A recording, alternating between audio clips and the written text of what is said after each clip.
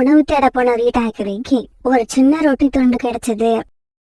உடனே ரீட்டாக்கிளி அந்த ரொட்டி துண்டை எடுத்துக்கிட்டு தன்னோட வீட்டுக்கு திரும்பி வந்துகிட்டு இருந்தது. ரீட்டாக்கிளி இப்படி ரொட்டி துண்டை எடுத்துட்டு போறத காலுக்காகவும் கோரிக்காகவும் பாத்துக்கிட்டே இருந்தாங்க. காலுஜி, சீக்கிரமா ரீட்டாக்கிளி பின்னாடியே போய் அந்த ரொட்டி துண்டை எப்படியாவது வாங்கிக்கிட்டு வாங்க. கோரி இப்படி சொன்ன உடனே காலுக்காக ரீட்டாக்கிளி வீட்டுக்கு போச்சு. ரீட்டா, நானும் என் மனைவியும் எதுவும் சாப்பிடாம பட்னியா இருக்கிறோம். அதனால இந்த ரொட்டி துண்டை எங்க கிட்ட கொடு. காலு, நீயும் உன் மனைவியும் உணவு தேட போகாம சோம்பேறியா வீட்லயே இருந்துகிட்டு இப்படி மத்தவங்க கிட்ட வந்து உணவு கேட்கறதுக்கு வெக்கமா இல்ல? போங்க, போய் சுயமா உணவு தேடி சாப்பிடுங்க. இங்க பாரு ரீட்டா, நான் உங்ககிட்ட அட்வைஸ் கேட்கறதுக்காக வரல, ரொட்டி துண்டை வாங்கிக்கிட்டு போறதுக்கு தான் வந்தேன். நான் தான் கொடுக்க முடியாதுன்னு சொல்றேன்ல, போய் இங்க இருந்து. நீ குடுக்கலன்னு சொல்லிட்டா இந்த ரொட்டி துண்டை இப்படியே விட்டுட்டு போயிடுவேன்னு நினைச்சியா? இந்த காலுகிட்ட அதுதான் நடக்காது. இப்படி சொன்ன காலுக்காகவும் அந்த ரொட்டி துண்டை எடுத்துக்கிட்டு அங்கிருந்து பறந்து போயிடுச்சு. ரீட்டாக்கிளி கொஞ்ச தூரம் காலுக்காகத்தை விரட்டிக்கிட்டே வந்தது. இருந்தாலும் காலுக்காக வேகமா பறந்து போனதால ரீட்டாக்கிளியால பின்தொடர்ந்து போக முடியல. இந்த காகங்கள் ரொம்பவும் மோசமா நடந்துக்கிறாங்க. அடுத்தவங்களோட உணவை தட்டி பறிச்சு சாப்பிடறதுக்கு இவங்களுக்கு எப்படிதான் மனசு வருதுன்னு தெரியல. காலுஜி, நீங்க போய் கேட்ட உடனே ரீட்டாக்கிளி இந்த ரொட்டிய குடுத்துடுச்சா? கோரி, நாம கேட்ட உடனே அவங்க கொடுத்துட்டா நமக்கு ஏன் கெட்ட பேர் வருது? அவங்க கொடுக்காததாலதான் நாம வலுக்கட்டாயமா வாங்கிக்கிட்டு வரோம். உடனே இந்த காட்டுல உள்ள பறவைகள் எல்லாம் நம்மளை பத்தி தப்பு தப்பா பேச ஆரம்பிச்சிடுறாங்க. இப்படி பேசிக்கிட்ட காங்கள் 2 பேரும் பிறகு அந்த ரொட்டிய சாப்பிட்டு முடிச்சாங்க.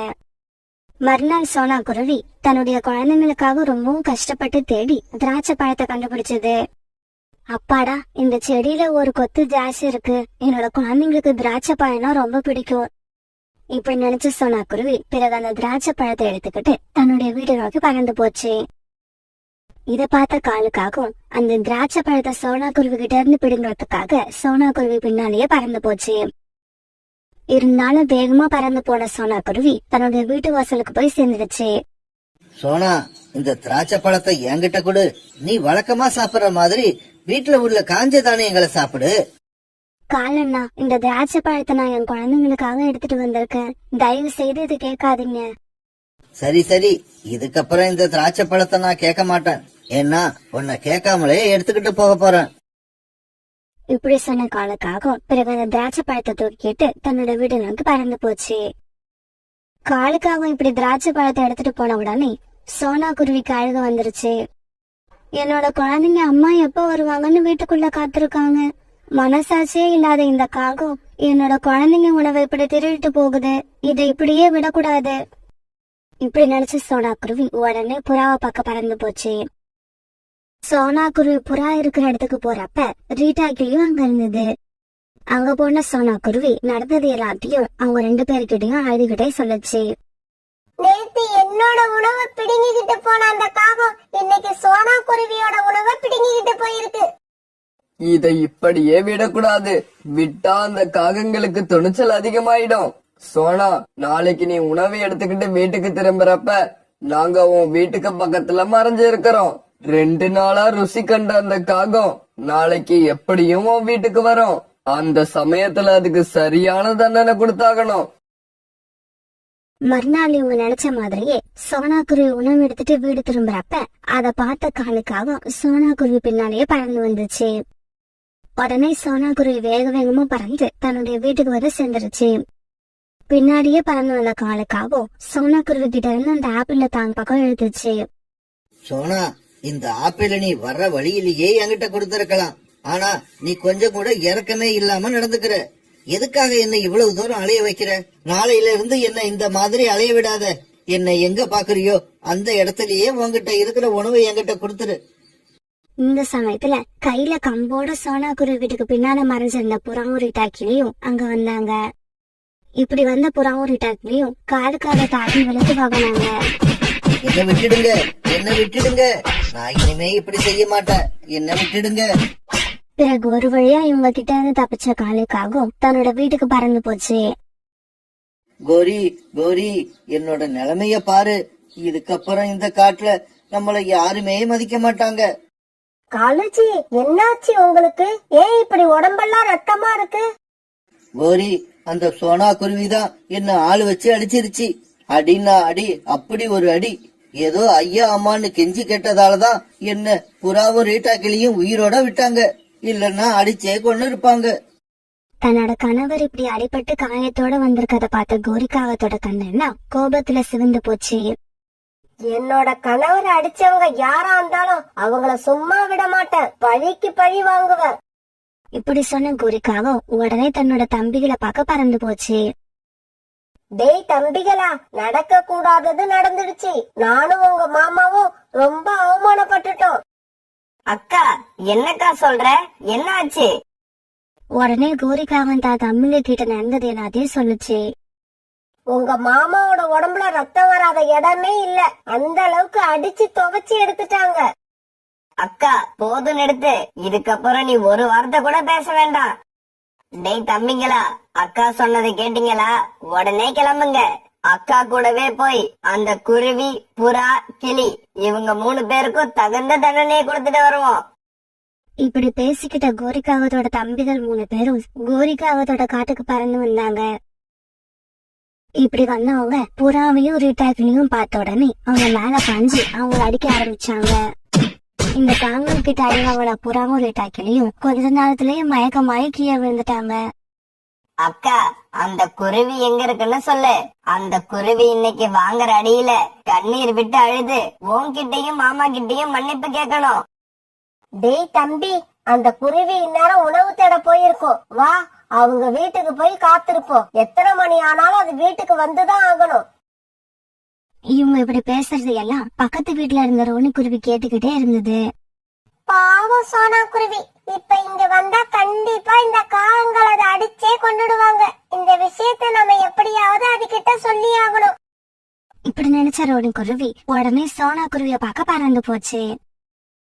இப்படி பறந்து போன ரோனி குருவி ரொம்ப தூரம் போனதுக்கு அப்புறம் சோனா குருவிய ஒரு இடத்துல பாத்துடுச்சு.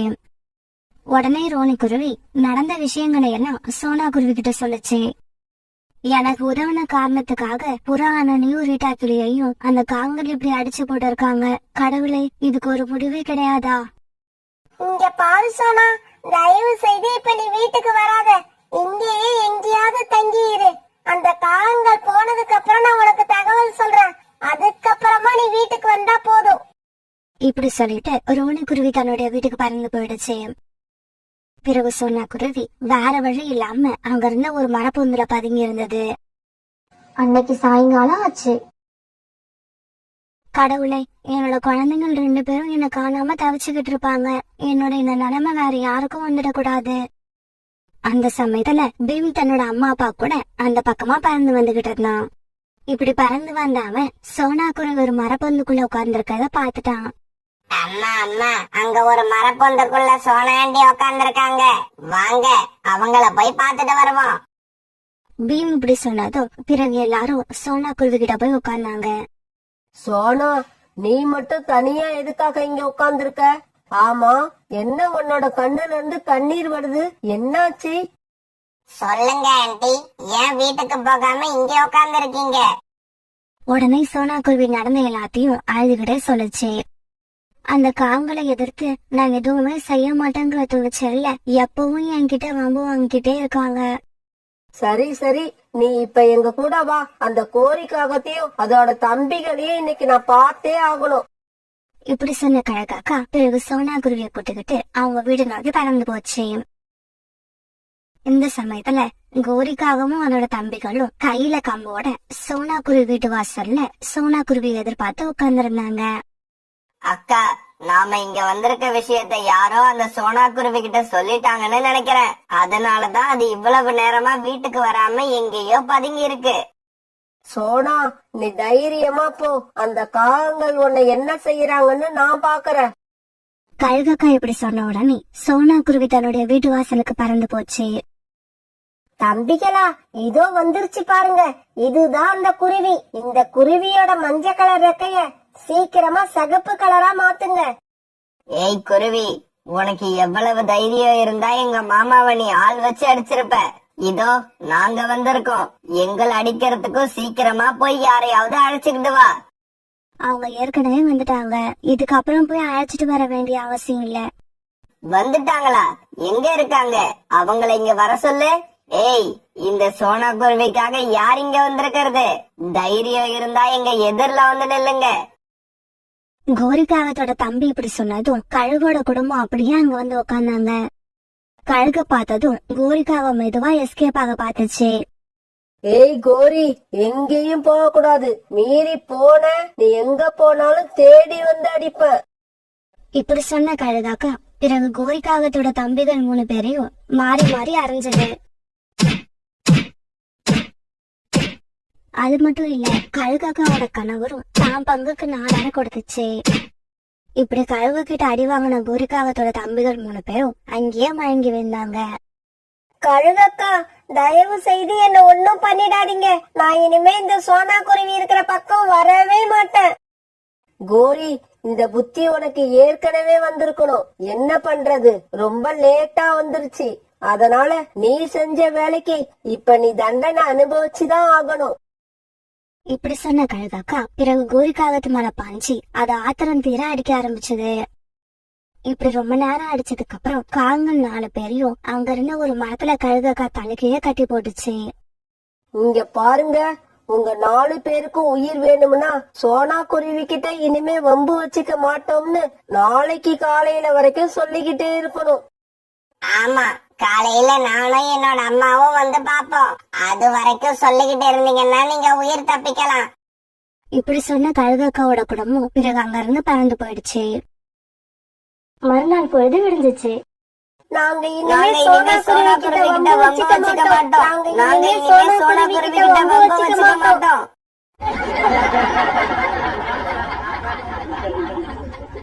ஆணுக்காகவும் கோரிக்காகவும் வாழ்ந்து வந்த அந்த காட்டுல இப்ப கடுமையான உணவு பஞ்சம் ஏற்பட்டுச்சு. ஆரம்பத்துல எப்படியோ தாக்கு பிடிச்ச இந்த காகங்களால ஒரு அளவுக்கு மேல ஒண்ணுமே செய்ய முடியல. காலுஜி, இதுக்கு மேல என்னால பட்னி கிடக்க முடியாது. கோரி, உன்னோட நிலைமை எனக்கு புரியுது. அத சரி பண்ண என்ன பண்ணலாம்னு தான் நான் இப்ப யோசிச்சுக்கிட்டு இருக்கேன். இங்க பாருங்க, யோசிக்கிற மாதிரி ஆக்ட் பண்ணிக்கிட்டு அப்படியே தூங்கலாம்னு நினைக்காதீங்க. சீக்கிரமா ஏதாவது ஒரு முடிவு எடுங்க.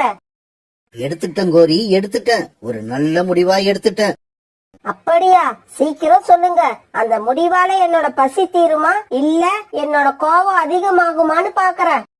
இங்க பாரு கோரி, நம்ம காட்டுல இருந்து ரொம்ப தூரத்துல உள்ள ஒரு காட்டுல சின்ன வயசுல இருந்து எனக்கு தெரிஞ்ச ஒரு குருவி வாழ்ந்து வருது. அந்த குருவி பேரு சோனா குருவி. நாம பேசாம இந்த காட்டை காலி பண்ணிட்டு சோனா குருவி வாழ்ந்துகிட்டு இருக்க காட்டுக்கு போயிடுவோம். ஆமா காலுஜி, அதுதான் நல்ல ஐடியா. இந்த காட்டோட நிலைமை சரியாகிற வரைக்கும் அந்த காட்டிலேயே தங்கிடுவோம். பிற காலுக்காகவும் கோரிக்காகவும் அவங்களுக்கு தேவையான பொருட்களைய ஒரு பேக்ல எடுத்து வச்சுக்கிட்டு பயணத்துக்கு தயாராயிட்டாங்க. பிறகு அந்த பேக் எடுத்துக்கிட்ட காலுக்காகவும் கோரிக்காகவும் சோனா குருவி வாழ்ந்துகிட்டு இருக்க காட்டு நோக்கி பறக்க ஆரம்பிச்சாங்க. இப்படி ரொம்ப தூரம் பறந்து எழுந்துகிட்டு இருந்த இவங்களுக்கு இப்ப பசி எடுக்க ஆரம்பிச்சிருச்சு. காலுஜி, எனக்கு ரொம்ப பசிக்குது. ஏதாவது சாப்பிட ஏற்பாடு பண்ணுங்க. இப்படி பேசிக்கிட்டே வந்த இவங்க பிறகு ஒரு மரத்துல வந்து உக்காந்தாங்க. அந்த சமயம் ஒரு சின்ன பறவை ஒண்ணு கொஞ்சம் தானியம் எடுத்துட்டு போறத காலுக்காவும் பாத்துருச்சு. உடனே அந்த பறவை பின்னாலேயே பறந்து போன காலுக்காவும் அந்த பறவை கிட்ட இருந்து தானியத்தை பிடுங்கிக்கிட்டு கோரிக்காவும் இருக்கிற இடத்த நோக்கி பறந்து போச்சு.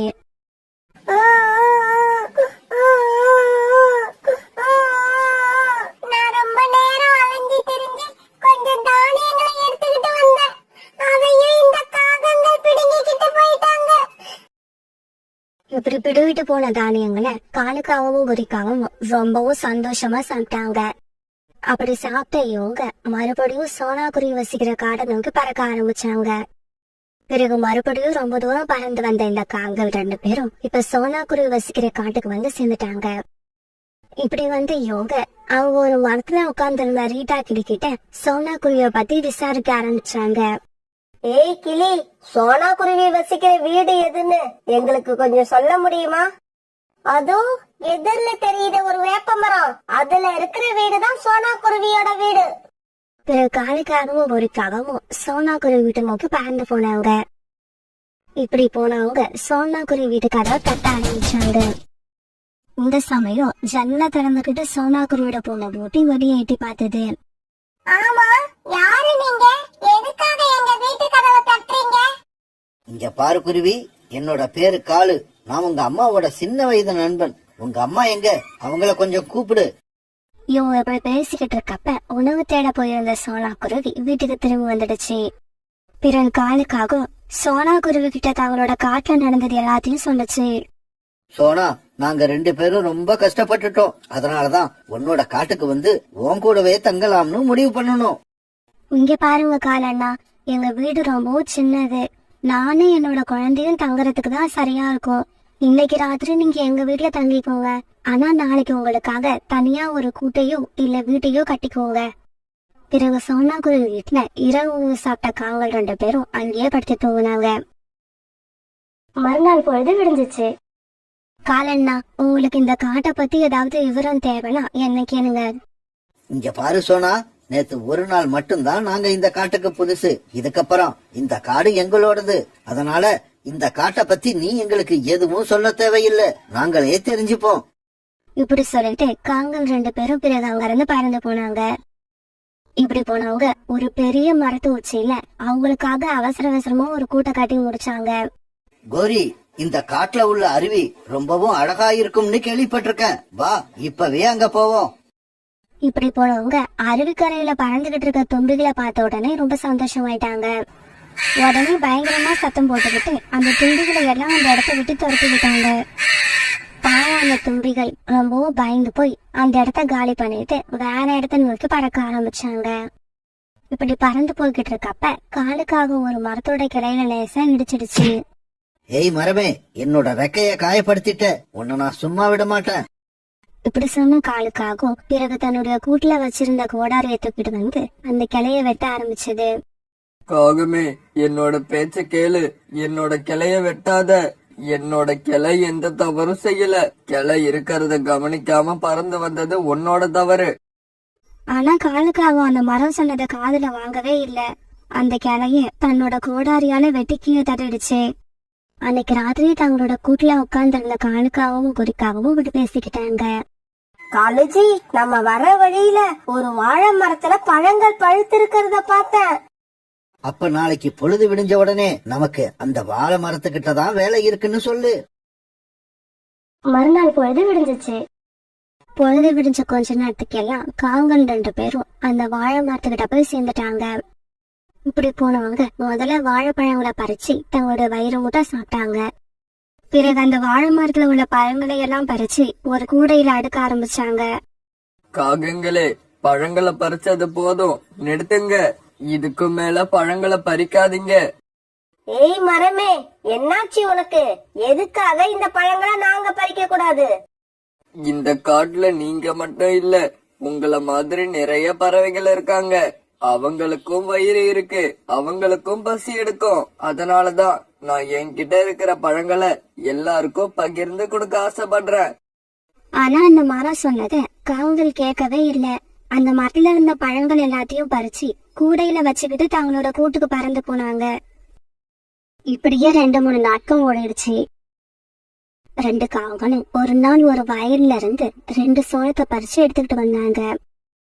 இப்படி பறிச்சு எடுத்துட்டு வந்த சோளத்தை ஒரு மரத்துக்கு அடியில நெருப்ப மூட்டி அந்த நெருப்புல சோளத்தை சுட்டுக்கிட்டு இருந்தாங்க. காகங்களே, தயவு செய்து இந்த நெருப்பை என்னை விட்டு தூரமா எடுத்துக்கிட்டு போங்க. என்னோட உடம்பெல்லாம் எரியுது.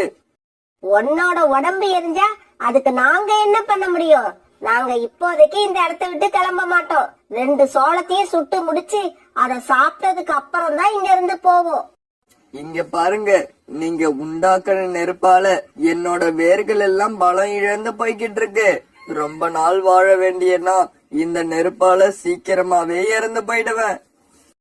அதுக்கு நாங்க என்ன பண்ண முடியும்? நீ எப்ப வேணாலும் இறந்து போ.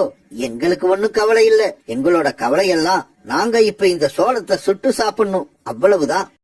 இப்படி சொன்ன காவல் 2 பேரும் பிறகு சோளத்தை சுட்டு முடிச்ச உடனே அங்கேயே உட்கார்ந்து சாப்பிட்டாங்க.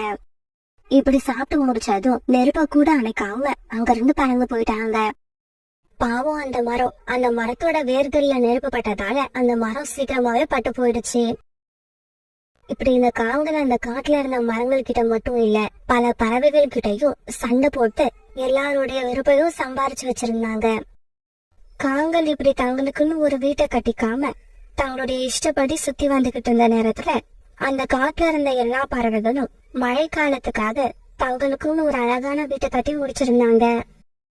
இப்படியே சில நாட்கள் நகர்ந்துச்சு. இரவு எல்லாரும் எதிர்பார்த்தபடி மழைக்காலமும் வந்துருச்சு. பறவைகள் எல்லாரும் முன்னெச்சரிக்கையா நடந்துகிட்டதால தங்களுடைய வீட்டுல உட்காந்து மழையை ரசிக்க ஆரம்பிச்சாங்க. மழைக்காலத்துக்காக சேர்த்து வச்சிருந்த உணவை சாப்பிட ஆரம்பிச்சாங்க. ஆனா காவல் அவங்க தங்கியிருந்த கூட்டை கூட சரியான முறையில பராமரிக்காததால அந்த கூடு இடிஞ்சு கீழே விழுந்துடுச்சு. கோரி வா, நாம அந்த பெரிய மரத்துக்கு அடியில போய் உட்காந்துப்போம். அப்பதான் நாம பாதுகாப்பாய் இருக்கலாம். அந்த மரத்துக்கு அடியில போய் உட்காந்த காவலை பார்த்த உடனே அந்த மரத்துக்கு கோபம் வந்துருச்சு. ஏய் காகங்களே, அந்த நாள் ஞாபகம் இருக்கா? நான் எவ்வளவோ கெஞ்சி கேட்டோம், நீங்க என் கிளைய இறக்கமே இல்லாம வெட்டி போட்டீங்க. அப்புறம் எப்படி இப்ப என் பக்கத்துல வந்து உட்காருங்க? போங்க இங்க இருந்து, இல்லன்னா என்னோட கிளையால உங்களை அடிச்சு விரட்டுவேன். இப்படி சொல்லிட்டு அந்த மரம் வேகமா ஆட ஆரம்பிச்சது. அதை பார்த்த காவலர் 2 பேரும் பயந்து போய் அந்த இடத்த விட்டு வாழை மரத்தை நோக்கி பறக்க ஆரம்பிச்சாங்க. காலுஜி, இந்த இடம் ரொம்பவும் நல்லா இருக்கு. நம்ம மேல கொஞ்சம் கூட மழை நீர் படவே இல்ல. காங்கள் இதுல பேசிக்கிட்டு இருக்கப்ப அந்த வாழை மரம் தன்னோட விலைகளை வேற பக்கமா கொண்டு போயிடுச்சு. காலுஜி, இந்த வாழை மரம் ஏன் இப்படி பண்ணுது? நாம இப்ப மறுபடியும் மழையில நனைய ஆரம்பிச்சிட்டோம். ஏய் காகங்களே, என்னோட பேச்ச கேட்காம என் மரத்துல இருந்த எல்லா பழங்களையும் நீங்க சுயநலத்தோட பறிச்சுக்கிட்டு போனீங்கல்ல, உங்களுக்கு அதுக்கான தண்டனை இதுதான். உங்களுக்காக நான் எந்த உதவியும் செய்ய மாட்டேன். பிறகு காங்கள் புறாவோட வீட்டுக்கு போனாங்க. அங்க அவங்களுக்கு உதவி கிடைக்கல. உடனே காவல் 2 பேரும் ரீட்டா கிளி, சோனா குருவி இப்படி எல்லாரோட வீட்டுக்கும் போனாங்க. ஆனா காவலோட சுயநலத்தை தெரிஞ்சுக்கிட்ட எந்த பறவையும் அவங்களுக்கு உதவி பண்ணல. பிறகு வேற வழியிலான அவங்க ஒரு பட்டு போன மரத்துக்கடையில வந்து உட்கார்ந்தாங்க. அந்த பட்டு போன மரம் கூட தானா பட்டு போகல. இந்த காவல் அந்த மரத்தோட வேர்ல நெருப்பு வச்சு எரிச்சதால்தான் அந்த மரம் இவ்வளவு சீக்கிரமா பட்டு போயிருந்தது.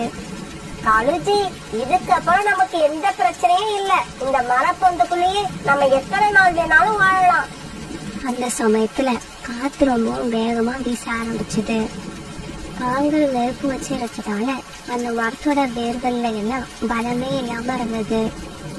அந்த வேர்களால வேகமா வீசுற காத்தை எதிர்த்து நிற்க முடியல. அதனால சீக்கிரமாவே அந்த மரம் வேரோட கீழே சாய்ந்துருச்சு. அந்த மரத்துல இருந்த பொந்துக்குள்ள உட்கார்ந்துருந்த காவல் 2 பேரும் அந்த இடிபாடுகளுக்கு இடையில மாட்டிக்கிட்டு தங்களோட உயிரை விட்டுட்டாங்க. யாருக்குமே உதவி செய்ய மனசு இல்லாம சுயநலத்தோட வாழணும்னு நினைச்ச காவல் 2 பேரும் இப்ப அந்த இடத்துல இறந்து போய் கிடந்தாங்க. அன்னைக்கு சாயங்கால நேரத்துல காத்து ரொம்ப வேகமா வீச ஆரம்பிச்சது. இப்படி வேகமா வீசின காத்துல சோனா குருவியோட கூடு திடீர்னு கலைஞ்சு கொண்டுச்சு. உடனே சோனா குருவி தன்னுடைய கூட்டை அவசர அவசரமா சரி செய்ய ஆரம்பிச்சது. அம்மா, இந்த கூட்ட ராத்திரிக்குள்ள சரி செய்ய முடியுமா? இத சரி செய்யலன்னா நம்ம எங்க போய் தங்குறது? செஞ்சுட்டுவேன் பியூட்டி, இன்னும் கொஞ்ச நேரம் தான். காத்து மட்டும் இப்படி வேகமா வீசுலன்னா நான் இந்நேரம் நம்ம கூட்ட சரி பண்ணிருப்பேன். அந்த நேரம் பார்த்து பயங்கரமா காத்தடிச்சு அந்த காட்டை கருமையங்கள் சூழ ஆரம்பிச்சது. அம்மா அம்மா, வானத்தை பார்த்தா மழை வர மாதிரி இருக்கு. பியூட்டி இப்படி சொல்லி முடிக்கிறதுக்குள்ள மழையும் பெய்ய ஆரம்பிச்சிருச்சு. அந்த சமயத்துல திடீர்னு காத்து வேகமா வீச ஆரம்பிக்க சோனா குருவி சரி பண்ணிக்கிட்டு இருந்த கூடும் அந்த காத்துல பறந்து போயிடுச்சு. எவ்வளவு நேரமா இந்த கூட்டை சரி பண்ண முயற்சி பண்ணன, என்னோட முயற்சியெல்லாம் இப்ப வீணா போயிடுச்சு. சோனா குருவி இப்படி சொல்லிக்கிட்டு இருக்கும்போது காலுக்காம அந்த இடத்துக்கு பறந்து வந்துச்சு. குருவி, இந்த மழையில எதுக்காக உன் குழந்தைய வச்சுக்கிட்டு கஷ்டப்படுற? பேசாம என்னோட வீட்டுக்கு வா, அங்க நிறைய இடம் இருக்கு. காகமே, நீங்க இப்ப செய்யற உதவியை நான் என்னைக்கும் மறக்க மாட்டேன். இப்படி சொன்னா சோனா குருவி பிறகு தான் பொண்ணு பியூட்டியை கூப்பிட்டுக்கிட்டு காலுக்காவது கூட அது வீட்டை நோக்கி பறந்து போச்சு. காகமே, எனக்கு இப்பதான் நிம்மதியா இருக்கு. என் பொண்ணை வச்சுக்கிட்டு இன்னைக்கு ராத்திரி என்ன பண்ணுங்கன்னு நினைச்சு பயந்துக்கிட்டே இருந்தேன். இப்ப அந்த பயம் என்னை விட்டு போயிடுச்சு. குருவி, நீ அந்த கூட்டுல உட்காராத, அது என் மனைவியோட கூடு. நீ உன் குழந்தைய கூப்பிட்டுக்கிட்டு வந்து என்னோட கூட்டுல படுத்துக்க, நான் கீழே படுத்துக்கிறேன். காலுக்காக இப்படி சொல்லிட்டு இருக்கும்போது கோரிக்காக வீட்டுக்குள்ள வந்துருச்சு. கோரிக்காக ரொம்ப ஆணவமும் திமிரும் பிடிச்ச காகம்.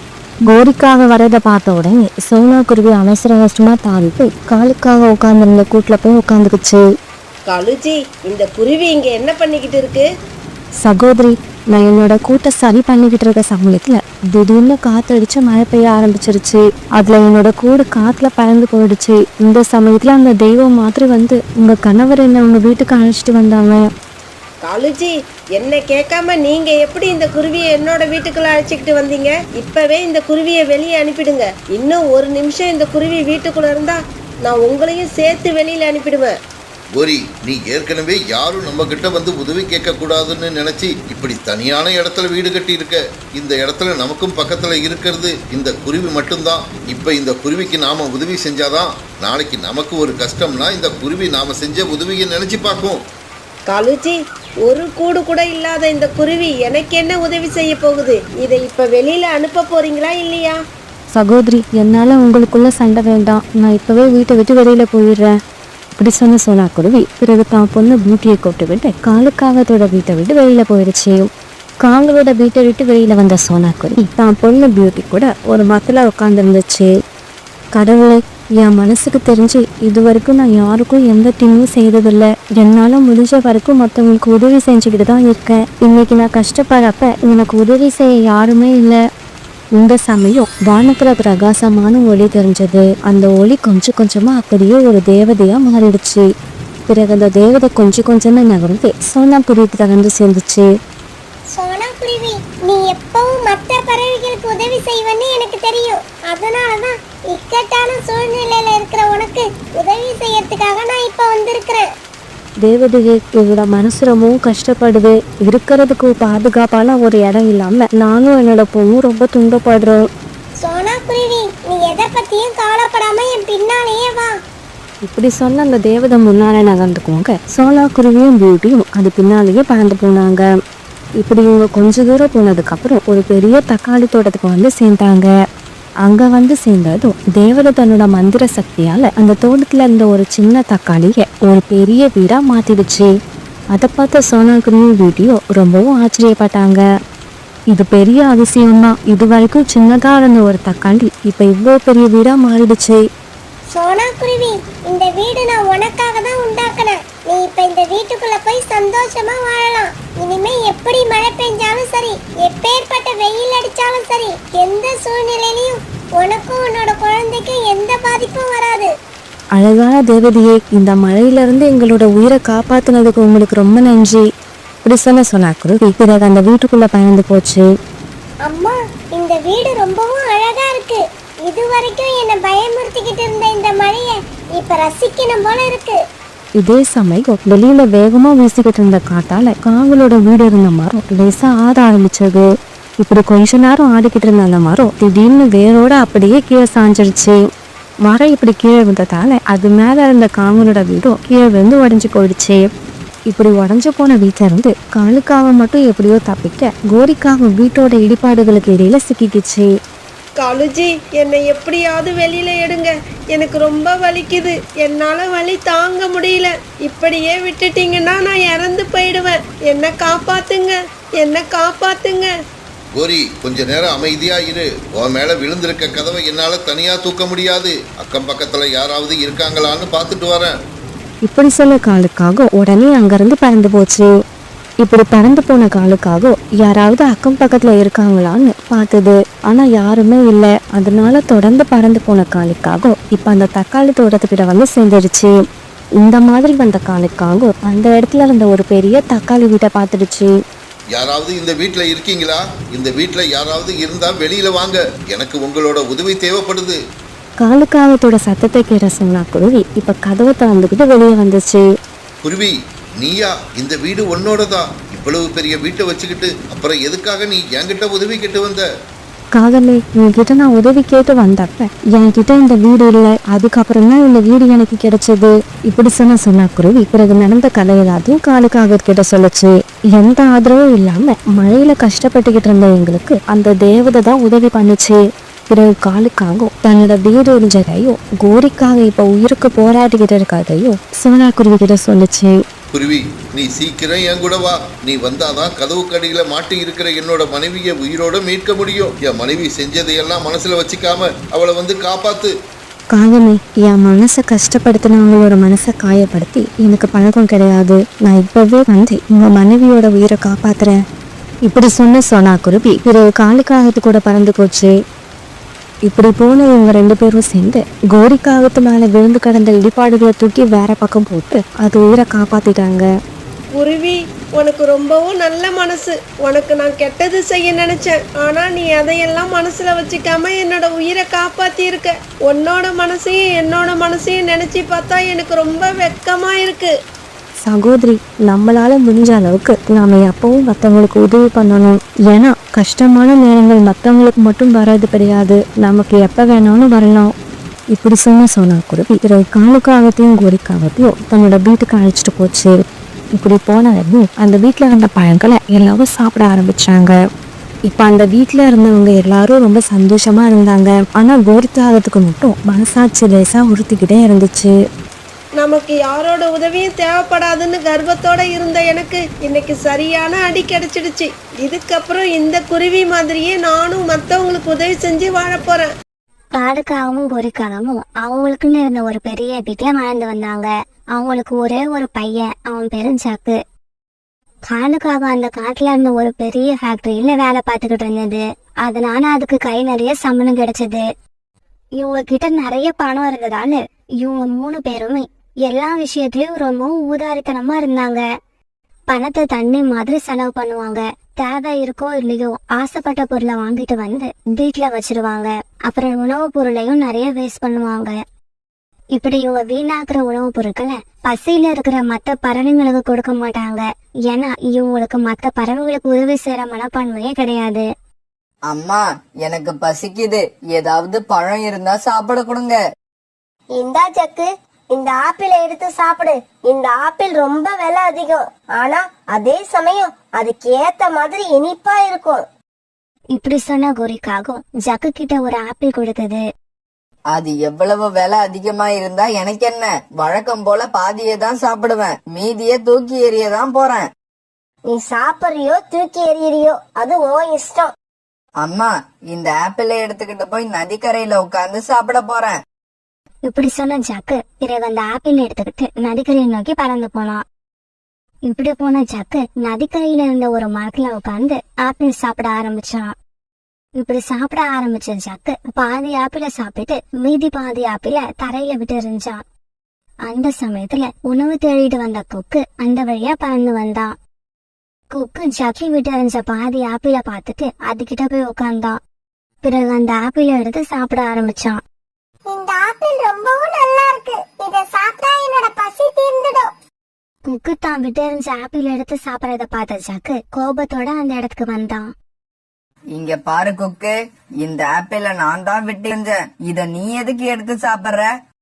ஜக்கு, உனக்கு தேவையில்லைன்னு தானே இதை கீழே விட்டிருந்த. நான் ரொம்பவும் பசியில இருக்கேன், எனக்கு இது இப்ப தேவைப்படுது. அதெல்லாம் முடியாது, இத நீ சாப்பிடக்கூடாது, என்னோட ஆப்பிள என்கிட்ட கொடு. இப்படி சொன்ன ஜக்கு பிறகு கொக்கு கிட்ட இருந்து அந்த ஆப்பிள வலுக்கட்டாயமா பிடுங்கினான். இப்படி பிடுங்கின ஆப்பிள பிறகு அங்க ஓடிக்கிட்டு இருந்த நதியில விட்டு எறிஞ்சான். உன்ன மாதிரி ஒரு மோசமான பறவையை நான் பார்த்ததே இல்ல. நீ ரொம்ப கெட்ட எண்ணம் பிடிச்சவன். இங்க பாரு, இது என் ஆப்பிள், இத நான் சாப்பிடுவேன், கீழே விட்டு எறிவேன், அது என்னோட இஷ்டம். இப்படி சொன்ன ஜக்கு பிறகு அந்த இடத்தை விட்டு பறந்து போனான். பிறகு வீட்டுக்கு போன கொக்கு நடந்தது எல்லாத்தையும் தன்னோட அம்மா கிட்ட சொன்னான். அம்மா, உணவு பொருளை இப்படி வீணாக்குறது தப்பு இல்லையா? நாம செய்யறது தப்புன்னு ஜக்குக்கு ஏன் தெரிய மாட்டேங்குது? கொக்கு, உணவு பொருளை வீணாக்குறது ரொம்ப தப்பு. தான் குழந்தைங்க இப்படிப்பட்ட தவற செஞ்சா அம்மாவும் அப்பாவும் தான் அது தப்புன்னு சொல்லி புரிய வைக்கணும். ஆனா ஜக்குவோட அம்மா அப்பா 2 பேருமே அவனை விட மோசமானவங்க. அதனால்தான் ஜக்குவுக்கும் நாம செய்யறது தப்புன்னு இன்னும் புரியவே இல்ல. அப்படின்னா ஜக்கு கடைசி வரைக்கும் திருந்த மாட்டானா? இப்படிதான் இருப்பானா? அப்படி இல்ல குக்கு, திருந்த வேண்டிய சந்தர்ப்பம் வந்தா எல்லாரும் ஒரு நாள் கண்டிப்பா திருந்திதான் ஆகணும். அம்மா, எனக்கு புது ஷூ வேணும், நான் இனிமே இந்த பழைய ஷூவை போட்டுக்கிட்டு போக மாட்டேன். ஜக்கு, நீ இப்படி சொல்லுவன்னு தெரிஞ்சுதான் நான் நேத்தே ஒரு புது ஷூ வாங்கிக்கிட்டு வந்து வீட்டுல வச்சுட்டேன். இப்படி சொன்ன ஜக்குவோட அப்பா காலுக்காகவும் ஒரு புது ஷூ பாக்ஸ் எடுத்துட்டு வந்தது. டேய் ஜக்கு, உங்க அப்பா வாங்கிக்கிட்டு வந்திருக்க இந்த ஷூ ரொம்பவும் விலை அதிகம். இதையாவது ஒரு மாசம் முழுசா போடு. ஒரு மாசத்துக்குள்ள வேற ஷூ கேட்டுடாத. அம்மா அம்மா, இந்த பழைய ஷூவை நான் கொண்டு போய் வெளியில போட்டுட்டு வந்துடுறேன். என்னோட பையனுக்கு புதுசா ஒரு பொருள் வந்துட்டா பழைய பொருள் வீட்ல இருக்க கூடாது. அத கொண்டு போய் நதியில வீசணும். அப்பதான் அவனுக்கு நிம்மதி. பிறகு ஜக்கு அந்த பழைய ஷூக்களை எடுத்துக்கிட்டு நதிக்கரை நோக்கி பறந்து போனான். அப்ப அந்த நதிக்கரையில ரீட்டா கிளியோட பையன் விட்டு உட்கார்ந்து இருந்தான். ரீட்டா கிளியோட குடும்பம் ஒரு ஏழை குடும்பம். ஜக்கு எடுத்துட்டு வந்த ஷூவை பார்த்துட்டு விட்டு இப்படி பேச ஆரம்பிச்சான். ஜக்கு, இந்த ஷூ யாரோடது? எங்க அப்பா எனக்காக புது ஷூ வாங்கிக்கிட்டு வந்துட்டாங்க. அதனால இந்த பழைய ஷூவை நதியில விட்டு எறிய போறேன். ஜக்கு ஜக்கு, இந்த பழைய ஷூவை என்கிட்ட கொடுத்துடு. என்கிட்ட போட்டுக்க ஷூவே இல்ல. இந்த ஷூவை நான் போட்டுக்கிறேன். முடியாது, என்னோட ஷூவை நான் யாருக்கும் கொடுக்க மாட்டேன். இப்படி சொன்ன ஜக்கு பிறகு அந்த ஷூவை நதியில விட்டு எறிஞ்சான். இங்க நடந்தது எல்லாத்தையும் அந்த காட்டுல இருந்த வனதேவதை பாத்துக்கிட்டே இருந்தது. வர வர இந்த ஜக்குவோட நடத்தை ரொம்பவும் மோசமா போய்கிட்டு இருக்கு. அதுக்கு காரணம் இவன் மட்டும் இல்ல, இவனோட அம்மாவும் அப்பாவும் தான். அதனால இவங்க 3 பேருக்கும் புத்தி வர்ற மாதிரி நாம ஏதாவது செஞ்சாகணும். பிறகு ராத்திரி ஆச்சு. காலுக்காகவும் கோரிக்காகவும் அவங்க பையன் ஜக்கு இவங்க 3 பேரும் தங்களோட வீட்டுல படுத்து தூங்கிட்டு இருந்தாங்க. இந்த சமயத்துல அந்த வனதேவதை ஜக்குவோட வீட்டுக்கு வந்துச்சு. ஜக்குவோட வீட்டுல இருந்த எல்லா பொருட்களையும் மாயமா மறைய வச்சது. அவங்க வீட்டுல இருந்த ஏசி, ஃப்ரிட்ஜ், வாஷிங் மிஷின் இப்படி எந்த பொருளுமே இப்ப அங்க இல்ல.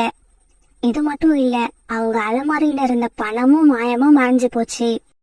இதுக்கப்புறம் வீட்டை விட்டு வெளியில வந்த வனதேவதை அவங்களோட வீட்டையும் ஒரு பழைய உடைஞ்சு போன வீடா மாத்திடுச்சு. ஒரு பொருளோட மதிப்பு என்னன்னு தெரியாதவங்களுக்கு எல்லாம் அந்த பொருள் அவங்க கையை விட்டு போனதுக்கு அப்புறம் தான் அந்த பொருளோட மதிப்பு தெரிய ஆரம்பிக்கும். இப்படி சொன்ன அந்த வனதேவதை அங்க இருந்து மறைஞ்சு போயிடுச்சு. கொஞ்ச நேரம் கழிச்சு ஏசி இல்லாதால கோரிக்காகத்துக்கு முழிப்பு வந்துருச்சு. காலுஜி, எதுக்காக ஏசியை ஆஃப் பண்ணுனீங்க?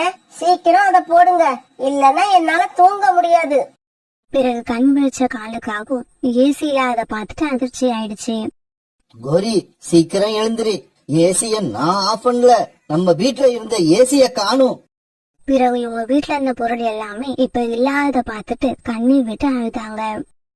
மறுநாள் பொழுது விடிஞ்சிச்சு.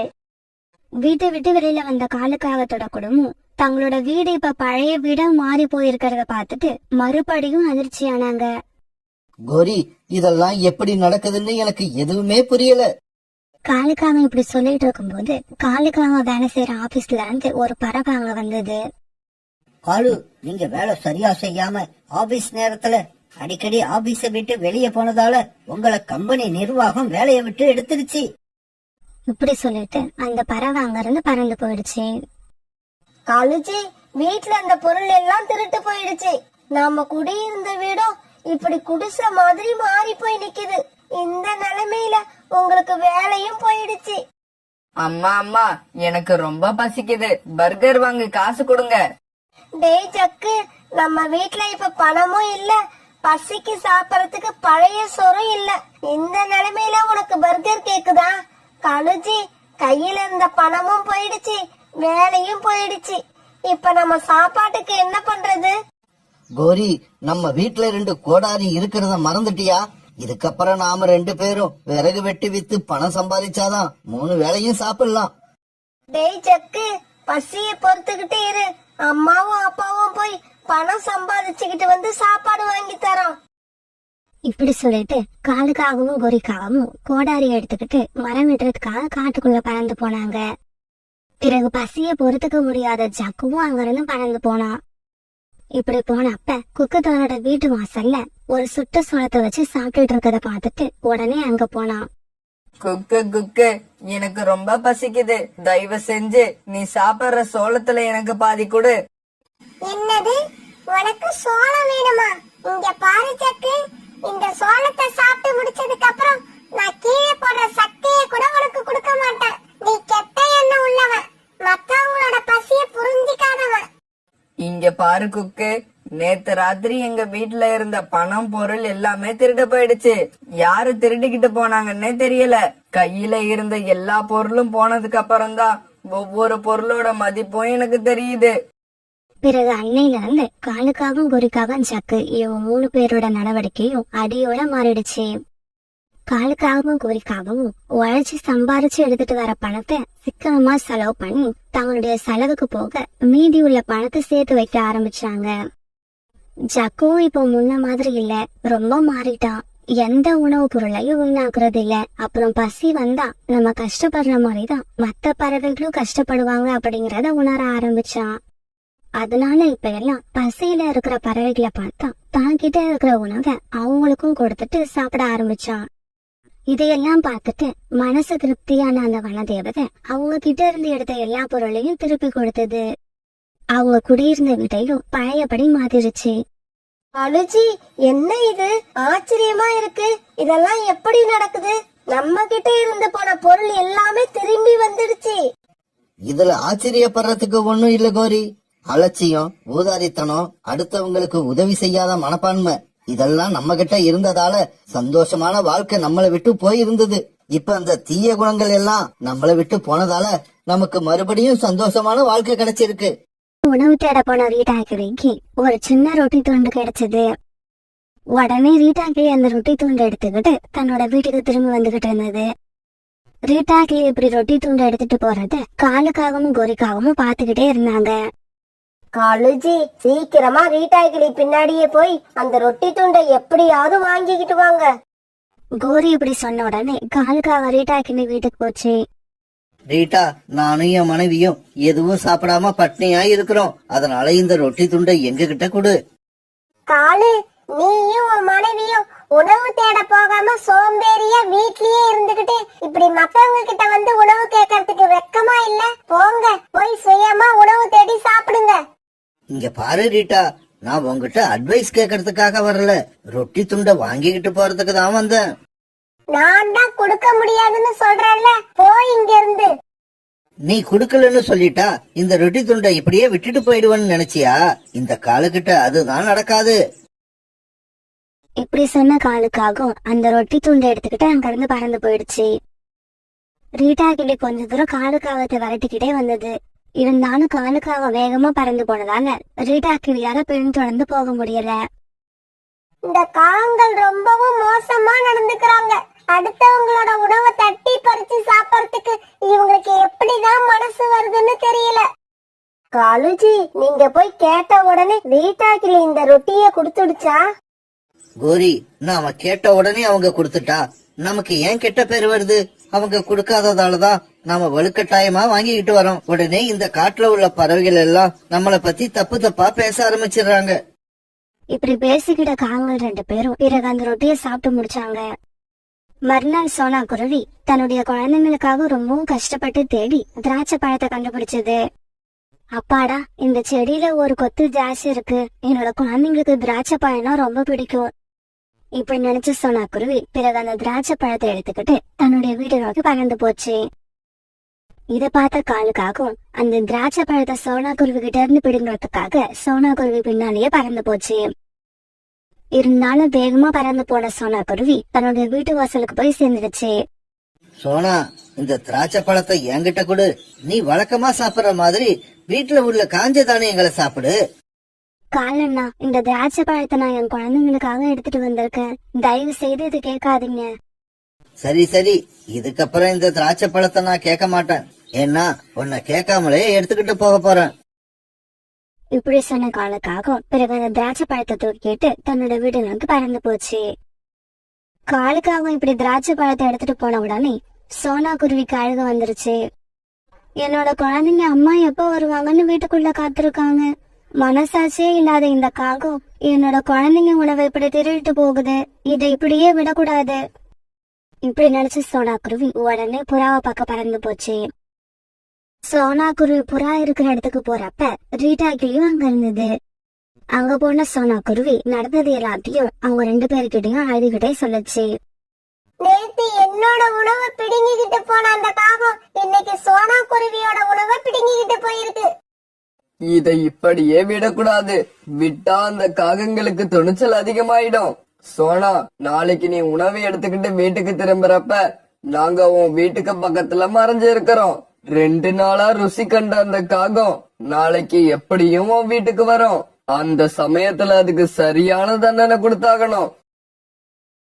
மறுநாள் இவங்க நினைச்ச மாதிரியே சோனா குருவி உணவு எடுத்துட்டு வீடு திரும்புறப்ப அத பார்த்த காலுக்காக சோனா குருவி பின்னாலேயே பறந்து வந்துச்சு. உடனே சோனா குருவி வேக வேகமா பறந்து தன்னுடைய வீட்டுக்கு வந்து சேர்ந்துருச்சு. பின்னாடியே பறந்து வந்த காலுக்காகவும் சோனா குருவி கிட்ட இருந்து அந்த ஆப்பிள்ல தாங்க பக்கம் எழுதுச்சு. சோனா, இந்த ஆப்பிள நீ வர்ற வழியிலேயே என்கிட்ட கொடுத்திருக்கலாம். ஆனா நீ கொஞ்சம் கூட இறக்கமே இல்லாம நடந்துக்கிற. எதுக்காக என்ன இவ்வளவு தூரம் அலைய வைக்கிற? நாளையில இருந்து என்ன இந்த மாதிரி அலைய விடாத. என்ன எங்க பாக்குறியோ அந்த இடத்துலயே உங்ககிட்ட இருக்கிற உணவை என்கிட்ட கொடுத்துரு. இந்த சமயத்துல கையில கம்போட சோனா குருவி வீட்டுக்கு பின்னால மறைஞ்சிருந்த புறாவும் ரிட்டாக்கிலையும் அங்க வந்தாங்க. இப்படி வந்த புறாவும் ரிட்டாக்கிலையும் காலுக்காக தாக்கி விழுத்து வாங்கினாங்க. என்ன விட்டுடுங்க, என்ன விட்டுடுங்க. நான் இனிமே இப்படி செய்ய மாட்டேன். என்ன விட்டுடுங்க. பிறகு ஒரு வழியா இவங்க கிட்ட இருந்து தப்பிச்ச காலுக்காகவும் தன்னோட வீட்டுக்கு பறந்து போச்சு. கோரி, கோரி, என்னோட நிலைமைய பாரு. இதுக்கப்புறம் இந்த காட்டுல நம்மள யாருமே மதிக்க மாட்டாங்க. காலுஜி, என்னாச்சு உங்களுக்கு? ஏன் இப்படி உடம்பெல்லாம் ரத்தமா இருக்கு? கோரி, அந்த சோனா குருவிதான் என்ன ஆளு வச்சு அடிச்சிருச்சு. அடின்னா அடி, அப்படி ஒரு அடி. ஏதோ ஐயா அம்மான்னு கெஞ்சி கேட்டதாலதான் என்ன புறாவும் ரீட்டாக்கிலையும் உயிரோட விட்டாங்க. இல்லன்னா அடிச்சே கொண்டு இருப்பாங்க.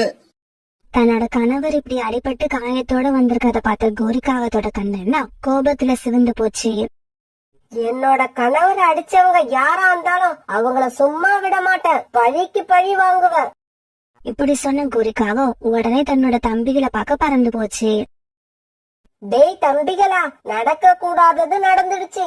நானும் உங்க மாமாவும் ரொம்ப அவமானப்பட்டுட்டோம். அக்கா, என்னக்கா சொல்ற? என்ன ஆச்சு? உடனே கோரிக்காகன் தான் தம்பிங்க கிட்ட நடந்தது எல்லாத்தையும் சொல்லுச்சு. உங்க மாமாவோட உடம்புல ரத்தம் வராத இடமே இல்ல. அந்த அளவுக்கு அடிச்சு துவைச்சு எடுத்துட்டாங்க. அக்கா, போதும் நிறுத்து.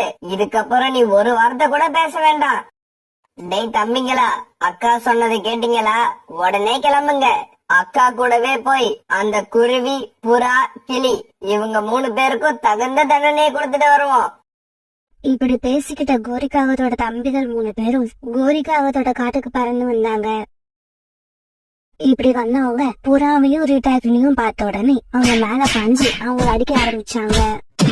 இந்த காங்கல் கிட்ட அடிவாவோட புறாவும் ரீட்டாக்கிலையும் கொஞ்ச நேரத்திலேயே மயக்கமாயி கீழே விழுந்துட்டாங்க. அக்கா, அந்த குருவி எங்க இருக்குன்னு சொல்லு. அந்த குருவி இன்னைக்கு வாங்குற அடியில கண்ணீர் விட்டு அழுது உன்கிட்டயும் மாமா கிட்டயும் மன்னிப்பு கேட்கணும். டேய் தம்பி, அந்த குருவி இந்நேரம் உணவு தேட போயிருக்கோம். வா, அவங்க வீட்டுக்கு போய் காத்திருப்போம். எத்தனை மணி ஆனாலும் அது வீட்டுக்கு வந்துதான் ஆகணும். இவங்க இப்படி பேசுறது எல்லாம் பக்கத்து வீட்டுல இருந்த ரோனி குருவி கேட்டுக்கிட்டே இருந்தது. பாவம் சோனா குருவி, இப்ப இங்க வந்தா கண்டிப்பா இந்த காகங்கள் அதை அடிச்சே கொண்டுடுவாங்க. இந்த விஷயத்த நம்ம எப்படியாவது அதுகிட்ட சொல்லி ஆகணும். இப்படி நினைச்ச ரோனி குருவி உடனே சோனா குருவிய பார்க்க பறந்து போச்சு. இப்படி பறந்து போன ரோனி குருவி ரொம்ப தூரம் போனதுக்கு அப்புறம் சோனா குருவிய ஒரு இடத்துல பாத்துடுச்சு. உடனே ரோனி குருவி நடந்த விஷயங்களை எல்லாம் சோனா குருவி கிட்ட சொல்லுச்சு. எனக்கு உதவின காரணத்துக்காக புறா அண்ணனையும் ரீட்டாக்கிளியையும் அந்த காங்கல் இப்படி அடிச்சு போட்டு இருக்காங்க. கடவுளே, இதுக்கு ஒரு முடிவே கிடையாதா? இங்க பாரு சோனா, தயவு செய்து இப்ப நீ வீட்டுக்கு வராத. இங்கேயே எங்கேயாவது தங்கி இரு. அந்த காகங்கள் போனதுக்கு அப்புறம் நான் உனக்கு தகவல் சொல்றேன். அதுக்கப்புறமா நீ வீட்டுக்கு வந்தா போதும். இப்படி சொல்லிட்டு ரோனி குருவி தன்னுடைய வீட்டுக்கு பறந்து போயிடுச்சு. பிறகு சோனா குருவி வேற வழி இல்லாம அங்க இருந்த ஒரு மரப்பொந்துல பதுங்கி இருந்தது. அன்னைக்கு சாயங்காலம் ஆச்சு. கடவுளே, என்னோட குழந்தைகள் 2 பேரும் என்ன காணாம தவிச்சுக்கிட்டு இருப்பாங்க. என்னோட இந்த நிலைமை வேற யாருக்கும் வந்துடக்கூடாது. அந்த சமயத்துல பீம் தன்னோட அம்மா அப்பா கூட அந்த பக்கமா பறந்து வந்துகிட்டு இருந்தான். இப்படி பறந்து வந்த அவன் சோனா குருவி ஒரு மரப்பொந்துக்குள்ள உட்கார்ந்து இருக்கத பாத்துட்டான். அம்மா அம்மா, அங்க ஒரு மரப்பொந்துக்குள்ள சோனாண்டி உட்கார்ந்து இருக்காங்க. வாங்க, அவங்கள போய் பார்த்துட்டு வருவோம். பீம் இப்படி சொன்னதும் பிறகு எல்லாரும் சோனா குருவி கிட்ட போய் உட்கார்ந்தாங்க. சோனா, நீ மட்டும் தனியா எதுக்காக இங்க உட்கார்ந்திருக்க? ஆமா, என்ன உன்னோட கண்ணுல இருந்து கண்ணீர் வருது, என்னாச்சு? சொல்லுங்க ஆண்டி, ஏன் வீட்டுக்கு போகாம இங்க உட்கார்ந்து இருக்கீங்க? உடனே சோனா குருவி நடந்த எல்லாத்தையும் அழுதுகிட்டே சொல்லுச்சு. அந்த காங்களை எதிர்த்து நான் எதுவுமே செய்ய மாட்டேங்கிற துணிச்சல்ல எப்பவும் என்கிட்ட வம்பு வாங்கிட்டே இருக்காங்க. சரி சரி, நீ இப்ப எங்க கூட வா. அந்த கோரிக்காகத்தையும் அதோட தம்பிகளையும் இன்னைக்கு நான் பார்த்தே ஆகணும். இப்படி சொன்ன கழகாக்கா பிறகு சோனா குருவியை கூட்டுக்கிட்டு அவங்க வீடு நோக்கி பறந்து போச்சு. இந்த சமயத்துல கோரிக்காகவும் அதோட தம்பிகளும் கையில கம்போட சோனா குருவி வீட்டு வாசல்ல சோனா குருவி எதிர்பார்த்து உட்கார்ந்துருந்தாங்க. அக்கா, நாம இங்க வந்திருக்க விஷயத்த யாரோ அந்த சோனா குருவி கிட்ட சொல்லிட்டாங்கன்னு நினைக்கிறேன். அதனாலதான் அது இவ்வளவு நேரமா வீட்டுக்கு வராம எங்கேயோ பதுங்கி இருக்கு. சோனா, நீ தைரியமா போ. அந்த காகங்கள் உன்னை என்ன செய்யறாங்கன்னு நான் பாக்குறேன். கழுகக்கா இப்படி சொன்ன உடனே சோனா குருவி தன்னுடைய வீட்டு வாசலுக்கு பறந்து போச்சு. தம்பிகளா, இதோ வந்துருச்சு பாருங்க. இதுதான் அந்த குருவி. இந்த குருவியோட மஞ்சள் கலர் ரெக்கைய சீக்கிரமா சிகப்பு கலரா மாத்துங்க. ஏய் குருவி, உனக்கு எவ்வளவு தைரியம் இருந்தா எங்க மாமாவை நீ ஆள் வச்சு அடிச்சிருப்ப. இதோ நாங்க வந்திருக்கோம். எங்களை அடிக்கிறதுக்கும் சீக்கிரமா போய் யாரையாவது அழைச்சுக்கிட்டு வா. அவங்க ஏற்கனவே வந்துட்டாங்க. இதுக்கப்புறம் போய் அழைச்சிட்டு வர வேண்டிய அவசியம் இல்ல. வந்துட்டாங்களா? எங்க இருக்காங்க? அவங்களை இங்க வர சொல்லு. ஏய், இந்த சோனா குருவிக்காக யார் இங்க வந்திருக்கிறது? தைரியம் இருந்தா எங்க எதிரில வந்து நில்லுங்க. கோரிக்காகத்தோட தம்பி இப்படி சொன்னதும் கழுகோட குடும்பம் அப்படியே அங்க வந்து உட்கார்ந்தாங்க. கழுக பார்த்ததும் கோரிக்காக மெதுவா எஸ்கேப் ஆக பார்த்துச்சு. ஏய் கோரி, எங்கேயும் போக கூடாது. மீறி போன நீ எங்க போனாலும் தேடி வந்து அடிப்ப. இப்படி சொன்ன கழுகாக்கா பிறகு கோரிக்காகத்தோட தம்பிகள் 3 பேரையும் மாறி மாறி அரைஞ்சது. அது மட்டும் இல்ல, கழுகாக்காவோட கணவரும் தான் பங்குக்கு 4 அரை கொடுத்துச்சு. இப்படி கழுகு கிட்ட அடி வாங்கின கோரிக்காகத்தோட தம்பிகள் 3 பேரும் அங்கேயே மயங்கி விழுந்தாங்க. கழுகக்கா, தயவு செய்து என்ன ஒன்னும் பண்ணிடாதீங்க. நான் இனிமே இந்த சோனா குருவி இருக்கிற பக்கம் வரவே மாட்டேன். கோரி, இந்த புத்தி உனக்கு ஏற்கனவே வந்திருக்கணும். என்ன பண்றது, ரொம்ப லேட்டா வந்துருச்சு. அதனால நீ செஞ்ச வேலைக்கு இப்ப நீ தண்டனை அனுபவிச்சுதான் ஆகணும். இப்படி சொன்ன கழுகாக்கா பிறகு கோரிக்காகத்து மேல பாஞ்சு அதை ஆத்திரம் தீர அடிக்க ஆரம்பிச்சது.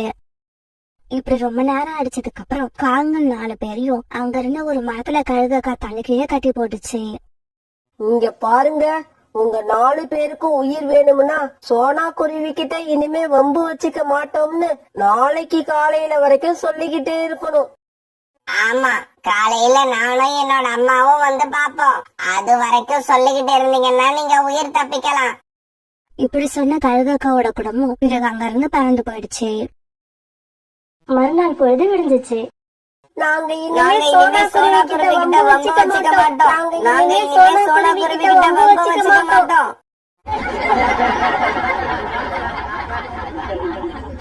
கிளியோட பேரு ரூசி. இந்த கிளியோட கணவர் கொஞ்ச நாளைக்கு முன்னாடிதான் இறந்து போயிட்டாரு. கணவர் உயிரோட இருக்கிற வரைக்கும் வீட்டுக்குள்ளே இருந்த ரோசி கிளி கணவர் இறந்ததுக்கு அப்புறம் வாழ்க்கை நடத்த ரொம்பவும் கஷ்டப்பட்டுச்சு. வரப்போற மழை காலத்துக்காக எல்லா பறவைகளும் வீடு கட்டிட்டாங்க. ஆனா இந்த ரோசி கிளிக்கு வீடு கட்ட தெரியாததால அன்னைக்கு காலையில இருந்து ரொம்பவும் கஷ்டப்பட்டுட்டு இருந்தது. ஒரு மரக்கட்டிய கீழே இருந்து மேல தூக்கிட்டு போச்சு. மேல போன உடனே ரோசி எடுத்துட்டு போன மரக்கட்டை கை நழுவி கீழே விழுந்துச்சு. இதையெல்லாம் ஒரு மரத்துல உட்கார்ந்து இருந்த ராக்கி கிளி பாத்துக்கிட்டு இருந்தது. உடனே ராக்கி கிளி ரோசி கிளி கிட்ட பறந்து போச்சு. இங்க பாருங்க, என் பேரு ராக்கி. இந்த காட்டோட வடக்கு பகுதியில என்னோட வீடு இருக்கு. வீடு கட்ட இவ்வளவு கஷ்டப்படுறீங்க, உங்களுக்கு வீடு கட்ட தெரியாதா? அப்புறம் உங்களுக்கு உதவி செய்ய யாரும் இல்லையா? ராக்கி கிளி இப்படி கேட்ட உடனே அந்த ரோசி கிளி தன்னோட கணவர் இறந்த கதை எல்லாத்தையும் அழுதுகிட்டே ராக்கி கிட்ட சொல்லுச்சு. இப்ப எனக்குன்னு இந்த காட்டுல யாருமே இல்ல. ரோசியோட கதையை கேட்ட ராக்கி கிளியோட மனசு ரொம்ப கஷ்டப்பட்டுச்சு. ரோசி, இதுக்கப்புறம் உனக்கு யாரும் இல்லைன்னு சொல்லாத. இனிமே நான் உனக்கு ஒரு அண்ணனா இருப்பேன். இப்படி சொன்ன ராக்கி கிளி பிறகு ரோசி கிளிக்கு வீடு கட்ட உதவி பண்ண ஆரம்பிச்சது. இந்த சமயத்துல உணவு தேடி பறந்து வந்த காலுக்காகவும் கோரிக்காகவும் ராக்கி கிளி ரோசி கிளிக்கு உதவி பண்ணிக்கிட்டு இருக்கத பார்த்துட்டு அங்கிருந்து ஒரு மரத்துல உட்கார்ந்தாங்க. கோரி, அங்க ரோசி கிட்ட பேசிக்கிட்டு இருக்கிறது ராக்கி கிளி தானே? ஆமா காலுஜி, அது ராக்கி கிளிதான்.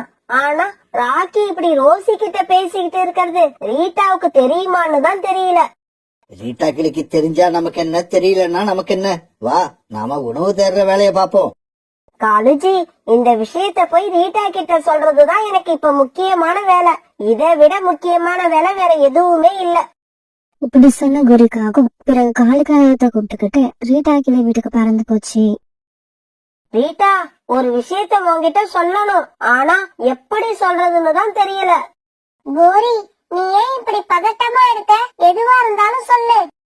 நம்ம காட்டோட தெற்கு பகுதியில ரோசின்னு ஒரு கிளி அது கணவரோட வாழ்ந்துகிட்டு இருந்தது. கொஞ்ச நாளைக்கு முன்னாடி அதோட கணவர் ஒரு விபத்துல இறந்து போயிட்டாரு. இன்னைக்கு காலையில என்னாச்சு? இன்னைக்கு காலையில நாங்க உணவு தேட போனோம். அப்ப உன்னோட ராக்கி அந்த ரோசி கிளிக்கு வீடு கட்டி கொடுத்துக்கிட்டு இருக்கு. ஆமா ரீட்டா, அத பார்த்ததுல இருந்து எங்களுக்கு மனசே சரியில்லை. கோரி, இது ஒரு சாதாரண விஷயம் தானே. ராக்கி பொதுவாவே யாராவது கஷ்டப்பட்டா அவங்களுக்கு உதவுற குணம் உள்ளது. அதே மாதிரிதான் ரோசிக்கு உதவி இருக்கும். இத சொல்றதுக்காக நீ இவ்வளவு தூரம் வந்திருக்கணும்னு அவசியமே இல்ல. நான் வேற என்னமோ ஏதோன்னு பயந்து போயிட்டேன். என்னடா இது? ரீட்டா கிளி இந்த விஷயத்தை கேள்விப்பட்டு எரிமலையா வெடிக்கும்னு எதிர்பார்த்தா வெடிக்காத வெடி மாதிரி புஷ்ன்னு போயிடுச்சு. இங்க பாரு ரீட்டா, இது ஒண்ணும் நீ நினைக்கிற மாதிரி சாதாரண விஷயம் இல்ல. அந்த வீட்டை இன்னைக்கு ஒரு நாள்ல கட்டி முடிக்க முடியாது. ராக்கி நாளைக்கும் அங்க வந்து கண்டிப்பா வீடு கட்டும். உனக்கு நம்பிக்கை இல்லன்னா என் கூட வா, நானே உன்னை அழைச்சிட்டு போய் காட்டுறேன். ஒரு சில பேருக்கு மத்தவங்க பேச்ச கேட்டாலே புத்தி வரும். ஆனா இந்த ரீட்டா கிளிக்கு பட்டாதான் புத்தி வரும் போல இருக்கு. இப்படி ரீட்டா கிளி கிட்ட பேசின காங்க பிறகு அங்கிருந்து கிளம்பி தன்னோட வீட்டுக்கு போயிட்டாங்க. ரோசி கிளிக்காக வீடு கட்ட ஆரம்பிச்ச ராக்கி கிளி கிட்டத்தட்ட பாதி வீடு கட்டி முடிச்சிருச்சு. ரோசி தங்கச்சி, நான் வீட்டுக்கு கிளம்புறேன். மீதி வேலையை நாளைக்கு வந்து முடிச்சு கொடுக்கறேன். ராக்கி அண்ணா, உங்களுக்கு ரொம்பவும் நன்றி. நீங்க இல்லன்னா இன்னைக்கு இவ்வளவு வேலை நடந்திருக்காது. பிறகு ராக்கி கிளி தன்னோட வீட்டுக்கு பறந்து போச்சு. ரீட்டா, எனக்கு ரொம்ப பசிக்குது, சாப்பாடு எடுத்துக்கிட்டு வா. ராக்கி கிளியோட இந்த பேச்சுக்கு ரீட்டா கிளி எந்த பதிலும் சொல்லாம மௌனமா இருந்துச்சு. ரீட்டா, நான் உன்கிட்ட தான் பேசுறேன். சீக்கிரமா சாப்பாடு எடுத்துக்கிட்டு வா, எனக்கு பசிக்குது. சாப்பாடு கிச்சன்ல தான் இருக்கு, போய் எடுத்து வச்சு சாப்பிடுங்க. ரீட்டா, ஏன் இப்படி மூட் அவுட்டா இருக்கு? என்னாச்சுன்னு தெரியலையே. இப்படி நினைச்ச ராக்கி கிளி பிறகு கிச்சனுக்குள்ள போய் சாப்பாடு எடுத்து வச்சு சாப்பிட ஆரம்பிச்சது. இப்படி சாப்பிட்ட ராக்கி கிளி திரும்பி வந்து பார்த்தாப்ப ரீட்டா கிளி படுத்து தூங்கிட்டு இருந்துச்சு. பிறகு ராக்கி தன்னோட படுக்கையில படுத்து தூங்க ஆரம்பிச்சது. மறுநாள் பொழுது விடிஞ்சிச்சு. ரீட்டா, நான் சீக்கிரமா கிளம்புறேன். எனக்கு கொஞ்சம் வேலை இருக்கு. என்ன இவ்வளவு சீக்கிரம் கிளம்புறீங்க? எப்பவும் வேலைக்கு 10 மணிக்கு தானே போவீங்க? ரீட்டா ஏற்கனவே மூட் அவுட்டா இருக்கு. இந்த சமயத்துல நாம ரோசிய பத்தி சொன்னா அத வச்சு சண்டை போட ஆரம்பிச்சிரும். ரீட்டா, என்னோட பழைய நண்பன் ஒருத்தனை போய் பார்க்க போறேன். அவனை பார்த்துட்டு நான் அப்படியே வேலைக்கு போயிடுவேன். இப்படி சொல்லிட்டு ராக்கி கிளி அங்கிருந்து பறந்து போச்சு. உண்மைதான், கோரி சொன்னது உண்மைதான். நான் தான் முட்டாள்தனமா இருந்துட்டேன். இப்படி அழுதுகிட்டே சொன்ன ரீட்டா கிளி உடனே கோரிக்காக வீட்டை நோக்கி பறந்து போச்சு. கோரி, காலு, நீங்க 2 பேரும் சொன்னது உண்மைதான். காலையில ராக்கி கிளி சீக்கிரமா வீட்டை விட்டு கிளம்பிடுச்சு. எங்க போறீங்கன்னு கேட்டேன். அதுக்கு ராக்கி என்னோட பழைய நண்பனை சந்திக்க போறேன்னு சொல்லிட்டு போகுது. ரீட்டா, அது பழைய நண்பனை சந்திக்க போகல, புது தோழிய சந்திக்க போயிருக்கு. கோரி, எனக்கு இப்ப என்ன பண்றதுன்னு தெரியல. என்ன உடனே அந்த இடத்துக்கு அழைச்சுக்கிட்டு போங்க. இங்க பாரு ரீட்டா, நீ நினைக்கிற மாதிரி எங்களால இப்ப உடனே வர முடியாது. நாங்க இதுக்கப்புறம் தான் சமைக்கணும், அதுக்கப்புறம் சாப்பிடணும். இங்க பாருங்க, ஏன் கூட என் வீட்டுக்கு வாங்க. தோசை மாவு இருக்கு, உங்களுக்கு தோசை ஊத்தி தரேன். ரீட்டா, நீ நினைக்கிற மாதிரி காலையில காலேஜி வெறும் தோசை சாப்பிட மாட்டாரு. அவருக்கு முட்டை தோசை தான் பிடிக்கும். கோரி, காலுவுக்கு என்ன பிடிக்குமோ நான் செஞ்சு தரேன். சீக்கிரமா என் வீட்டுக்கு வாங்க. சாப்பிட்டு நம்ம உடனே ராக்கிய பார்க்க போகணும். இரு காலுக்காகவும் கோரிக்காகவும் ரீட்டா கிளி கூட அது வீட்டுக்கு பறந்து போனாங்க. இப்படி போன இவங்க 2 பேருக்கும் ரீட்டா கிளி நிறைய முட்டை தோசை சுட்டு கொடுத்தது. காலுக்காகவும் கோரிக்காகவும் ரொம்ப சந்தோஷமா அந்த தோசையை சாப்பிட்டாங்க. ரீட்டா, எனக்கு என்னவோ தோசையை சாப்பிட்ட உடனே நல்லா தூக்கம் வருது. ஆமா காலுஜி, எனக்கு கூட இந்த கூட்டுல படுத்து தூங்கினா நல்லா இருக்கும் போல தோணுது. கோரி, விளையாடாத, உடனே என் கூட வாங்க. பிறகு வேற வழியா அந்த காலுக்காகவும் கோரிக்காகவும் ரீட்டா கிளி கூட பறந்து போனாங்க. ரோசி, உன்னை யாரு மேல ஏற சொன்னது? கீழே இறங்கு. ஆணியை அடிக்கிறேன்னு சுத்தியலால உன் கையில அடிச்சுப்ப.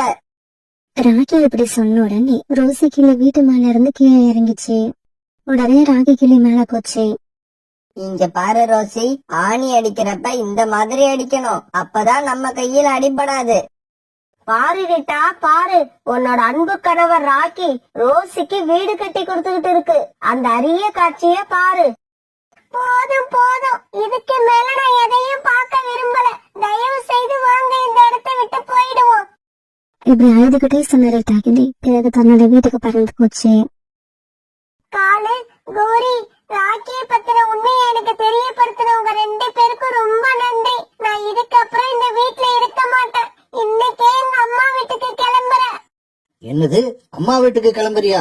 இங்க பாரு ரீட்டா, உன் கூட வந்த நேரத்துக்கு நாங்க உணவு தேட போயிருந்தா இந்நேரம் எங்களுக்கு நிறைய தானியங்களும் இனிப்பான பழங்களும் கிடைச்சிருக்கும்.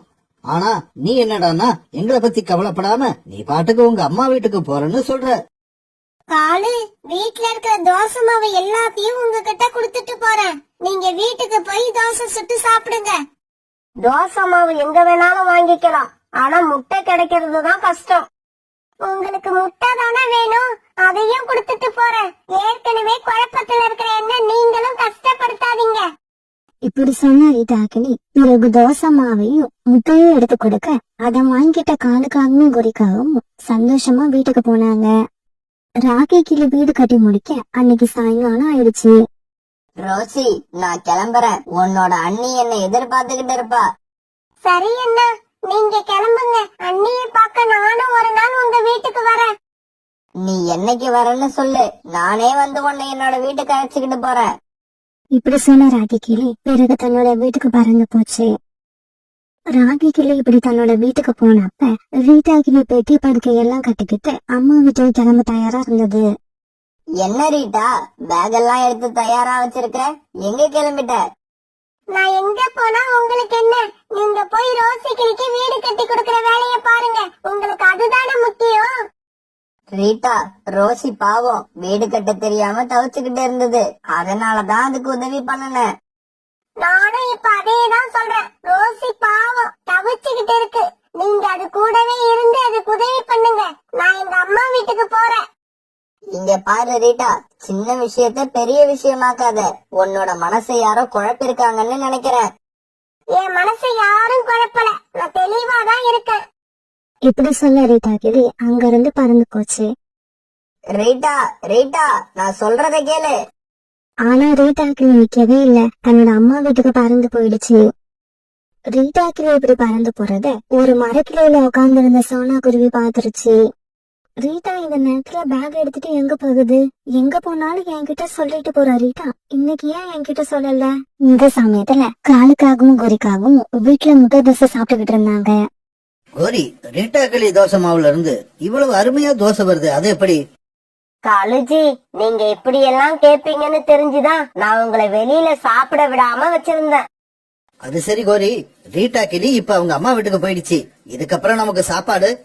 ரீட்டா கிளி மட்டும்தான் உங்க அம்மா வீட்டுக்கு போச்சு. ராக்கி கிளி இங்கதான் இருக்கு. அப்பன்னா நாளைக்கு காலையில நம்மளோட டார்கெட் ராக்கி கிளியோட வீடுதான்.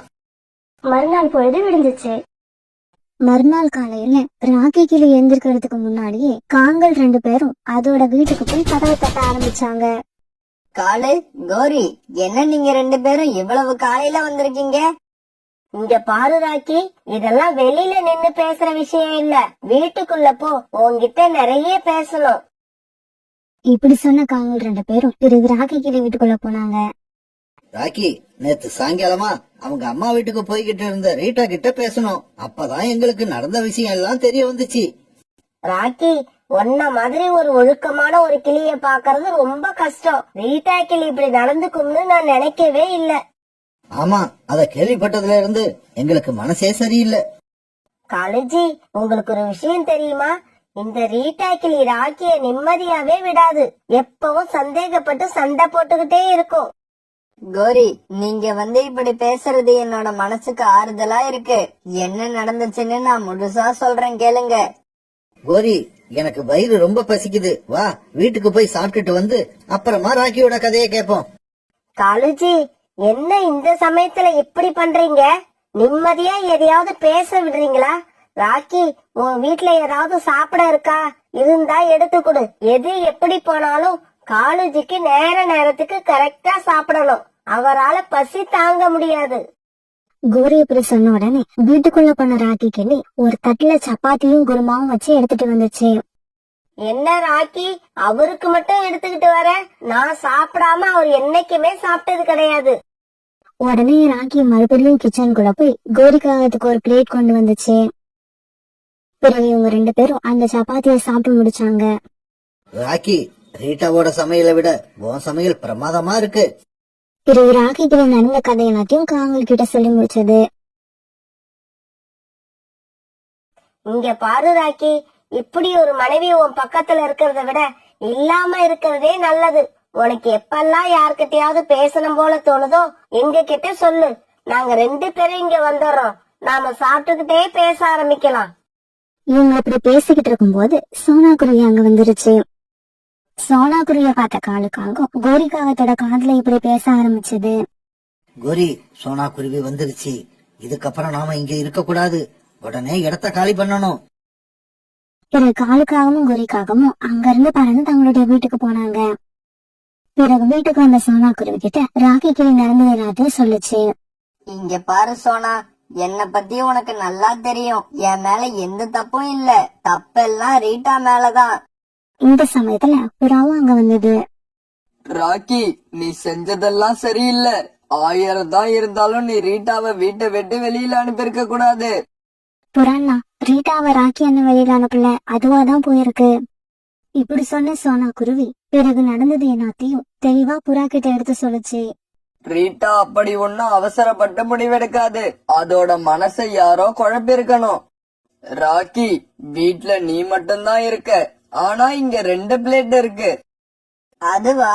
காலுக்காகவும் கோரிக்காகவும் வந்திருந்தாங்க. ரீட்டா விஷயத்த பத்தி பேசிட்டு அப்படியே சாப்பிட்டுட்டு போனாங்க. சோனா, எனக்கு என்னவோ ரீட்டா கிளி வீட்டை விட்டு வெளியே போனதுல இந்த காகங்களுக்கும் பங்கு இருக்கும்னு நினைக்கிறேன். புறாண்ணா, எதுவா இருந்தாலும் நாம ரீட்டா கிளிய பார்த்து பேசினாதான் ஒரு முடிவுக்கு வர முடியும். இப்படி பேசிக்கிட்ட சோனா குருவியும் புறாவும் பிறகு ரீட்டா கிளிய பார்க்க ரீட்டா கிளியோட அம்மா வீட்டுக்கு பறந்து போனாங்க. இவங்க பறந்து போய்கிட்டு இருக்கப்ப வழியில இவங்களை பார்த்த ரோசி கிளி அவங்கள தடுத்து நிறுத்தி இப்படி பேச ஆரம்பிச்சது. குருவி, இங்க ராக்கி அண்ணன் வீடு எங்க இருக்கு? ஆமா, நீங்க யாரு? என் பேரு ரோசி. ராக்கி அண்ணன் எனக்கு 2 நாளைக்கு முன்னாடி வீடு கட்ட ரொம்பவும் உதவி பண்ணனாரு. அதுக்காக தான் அவரையும் அவர் மனைவியையும் பார்த்து நன்றி சொல்லிட்டு போகலாம்னு வந்தேன். ஓஹோ, நீங்க தான் இந்த ரோசியா? நல்ல சமயத்துல தான் வந்திருக்கீங்க. உங்களுக்கு ஒரு விஷயம் தெரியுமா? ராக்கி உங்களுக்கு வீடு கட்டி கொடுத்த விஷயம் தெரிஞ்சு அதோட மனைவி ரீட்டா ராக்கி கிட்ட கோச்சுக்கிட்டு அவங்க அம்மா வீட்டுக்கு போயிடுச்சு. நாங்க இப்ப அங்கதான் போய்கிட்டு இருக்கோம். நீங்களும் எங்க கூட வாங்க. பிறகு சோனா குருவி புறா ரோசி கிளி இவங்க 3 பேரும் ரீட்டா கிளி அம்மா வீட்டை நோக்கி பறந்து போனாங்க. ரீட்டா கிளி வீட்டுக்கு போன உடனே ரோசி கிளி அழுதுகிட்டே நடந்தது எல்லாத்தையும் ரீட்டா கிளி கிட்ட சொல்லுச்சு. இங்க பாருங்க அண்ணி, என்னோட பேச்சுல உங்களுக்கு நம்பிக்கை இல்லைன்னா நான் இன்னைக்கே இந்த காட்டை விட்டு ஏதாவது ஒரு காட்டுக்கு போயிடுறேன். ஏன்னா என்னால எனக்கு உதவி செஞ்ச ராக்கி என்னன்னு நீங்களும் தெரியக்கூடாது. அதுதான் என்னோட ஆசை. ரீட்டா, நீ எந்த விஷயத்திலயும் நிதானமா தான் நடந்துப்ப. ஆனா இந்த விஷயத்துல மட்டும் ஏன் இப்படி அவசரப்பட்டு முடிவெடுத்த? புறா, எனக்கு யோசிக்கவே நேரம் இல்ல. காலுக்காகவும் கோரிக்காகவும் மாறி மாறி பேசி என் மனசை குழப்பிட்டாங்க. நான் நினைச்சது சரியா போச்சு. இங்க பாரு ரீட்டா, ராகிய பத்தி உன்கிட்ட தவறா சொல்லி உன்னோட மனச குழப்பின காங்கள் 2 பேரும் நீ வீட்டை விட்டு வந்ததுக்கு அப்புறம் ராகி கிட்ட என்னமோ பேசிட்டு அங்க சாப்பிட்டுக்கிட்டு இருந்தாங்க. அப்படியா? இங்க பாரு சோனா, நாம என்னதான் சொன்னாலும் ரீட்டா மனசுல ஒரு சந்தேகம் இருந்துகிட்டே இருக்கும். இந்த உண்மையை நிரூபிச்சாதான் அதோட மனசு தெளிவாகும். புராணா, நீங்க சொல்றது உண்மைதான். ரீட்டா, இப்பவே எங்க கூட கிளம்பி வா. இந்த காங்கள் யாருன்னு நாங்க உனக்கு புரிய வைக்கிறோம். இப்படி பேசிக்கிட்ட இவங்க எல்லாரும் பிறகு அங்கிருந்து பறந்து போக ஆரம்பிச்சாங்க. பிறகு ரொம்ப நேரம் கழிச்சு காலுக்காகவும் கோரிக்காகவும் ரீட்டா கிளி வீட்டுக்குள்ள போனாங்க. ரீட்டா கிளியோட வீட்டுக்கு பக்கத்துல ஒரு மரத்துக்கு பின்னால மறைஞ்சிருந்த இவங்க எல்லாரும் அதை பாத்துட்டாங்க. சோனா, காகங்கள் ராக்கி கிளிய பார்க்க போறாங்க. வாங்க, நாம ஜன்னல் வழியா உள்ள என்ன நடக்குதுன்னு பாப்போம். இப்படி பேசிக்கிட்டு இருந்த பறவைகள் ரீட்டா கிளி வீட்டை நோக்கி பறக்க ஆரம்பிச்சாங்க. நான் ராத்திரி சாப்பாடு செய்ய போறதில்ல, எனக்கு பசியும் இல்ல, என்னோட மனசெல்லாம் ரீட்டாவையே நினைச்சுக்கிட்டு இருக்கு. என்னது, அம்மா வீட்டுக்கு போன ரீட்டாவையே நினைச்சுக்கிட்டு இருக்கியா? இது எனக்கு ரொம்ப ஆச்சரியமா இருக்கு. ஏன்னா கோரி அம்மா வீட்டுக்கு போனா அவ திரும்பி வரக்கூடாதுன்னு தான் நான் வேண்டிப்பேன். ஆனா கடவுள் என்னோட வேண்டுகோளை இது வரைக்கும் நிறைவேற்றவே இல்லை. காலு இப்படி சொன்ன உடனே கோரி காலுவை திரும்பி பார்க்க காலு தலைய குனிஞ்சிருச்சு. இங்க பாரு ராக்கி, நீ கவலைப்படாத, உனக்கு ஒரு அழகான கிளிய நான் தேடி கல்யாணம் பண்ணி வைக்கிறேன். ஆமா, உன்னை இந்த நிலைமையில விட்டுட்டு நாங்க எப்படி நிம்மதியா இருக்க முடியும்? உனக்கு கல்யாணம் செஞ்சு வச்சே தீருவோம். அதனால நீ ரீட்டாவை பத்தி நினைக்கிறத மறந்துட்டு கிச்சனுக்கு போய் கிச்சடியை தயார் பண்ணு. எனக்கு என்னவோ ரீட்டாவை மறந்துட்டு வேற ஒரு கிளிய கல்யாணம் பண்றது தப்புன்னு தோணுது. எனக்கு என்னவோ நீ கிச்சனுக்குள்ள போகாம இன்னும் இங்கேயே நிக்கிறது தான் தப்புன்னு தோணுது. காங்களும் ராக்கி கிளியும் இப்படி பேசுனது எல்லாத்தையும் ஜன்னல் பக்கம் நின்னுகிட்டு இருந்த இவங்க எல்லாரும் கேட்டுக்கிட்டு இருந்தாங்க. வாங்க, நாம இப்ப வீட்டுக்குள்ள போக வேண்டிய நேரம் வந்துருச்சு. பிறகு இவங்க எல்லாரும் ரீட்டா கிளி வீட்டுக்குள்ள போனாங்க.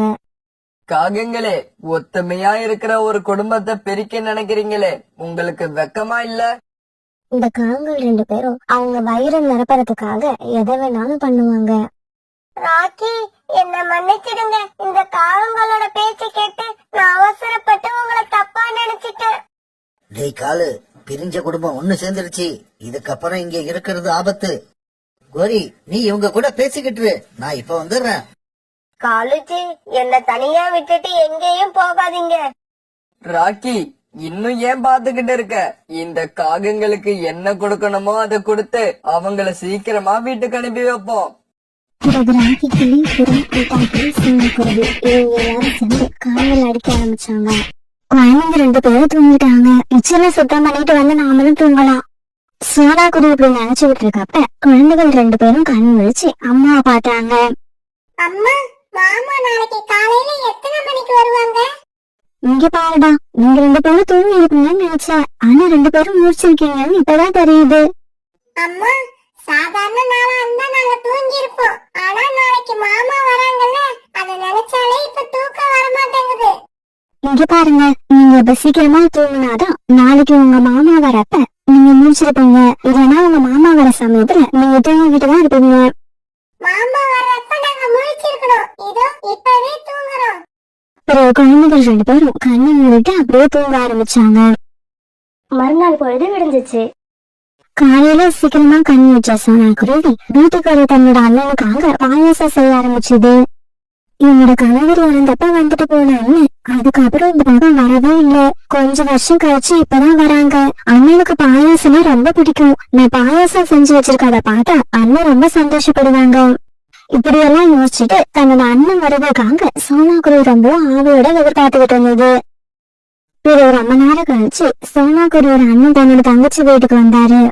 அண்ணா, ரொம்ப வருஷங்களுக்கு அப்புறம் உங்களை இன்னைக்குதான் பாக்குறேன். வர வழியில உங்களுக்கு எந்த பிரச்சனையும் இல்லையே? இல்ல, எந்த பிரச்சனையும் இல்ல. சோனா, எனக்கு இங்க காட்டுல நிறைய வேலை இருக்கு. நான் சீக்கிரமா இங்க இருந்து போயாகணும். என்ன மாமா இப்படி சொல்றீங்க? நாங்க நீங்க எப்ப வருவீங்கன்னு எதிர்பார்த்து காத்துக்கிட்டு இருந்தோம். ஒரு 2-3 நாளாவது எங்க கூட இருந்துட்டு போங்க.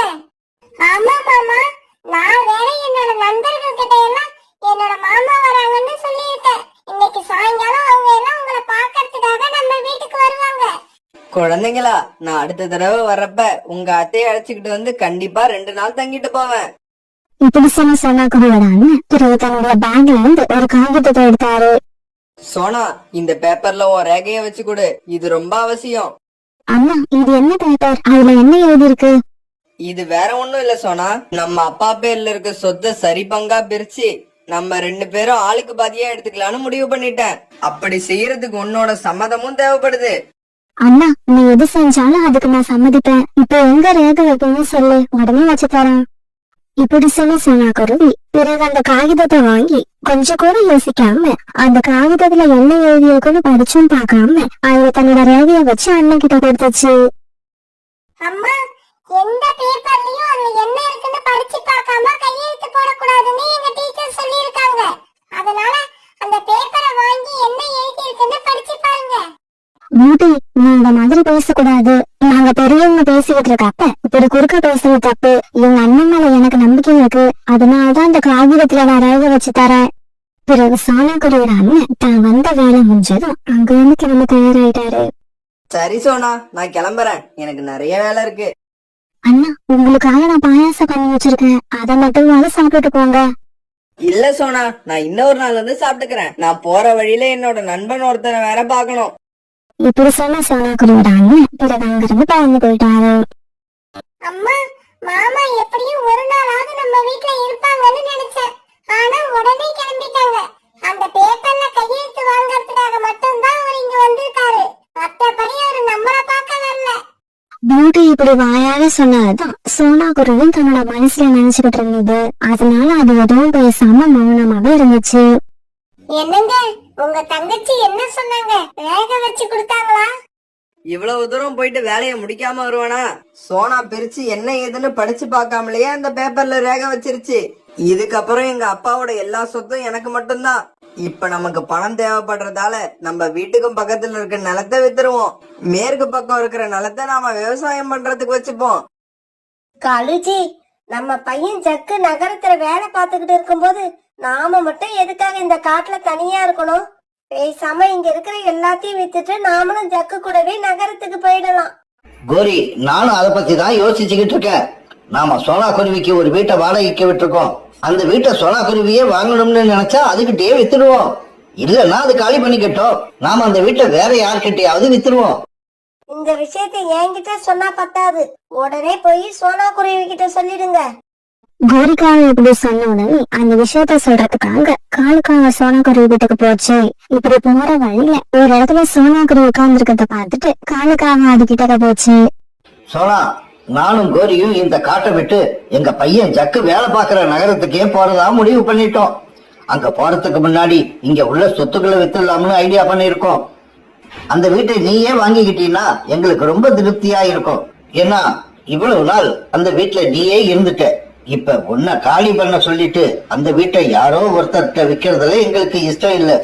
அதனால எப்படியாவது பணத்தை ரெடி பண்ணி நாளைக்குள்ள அந்த வீட்டை விலைக்கு வாங்கிக்க. ஒரு வேலை முடியலன்னா வேற வழியே இல்லை, நீ நாளைக்கே அந்த வீட்டை காலி பண்ணி ஆகணும்.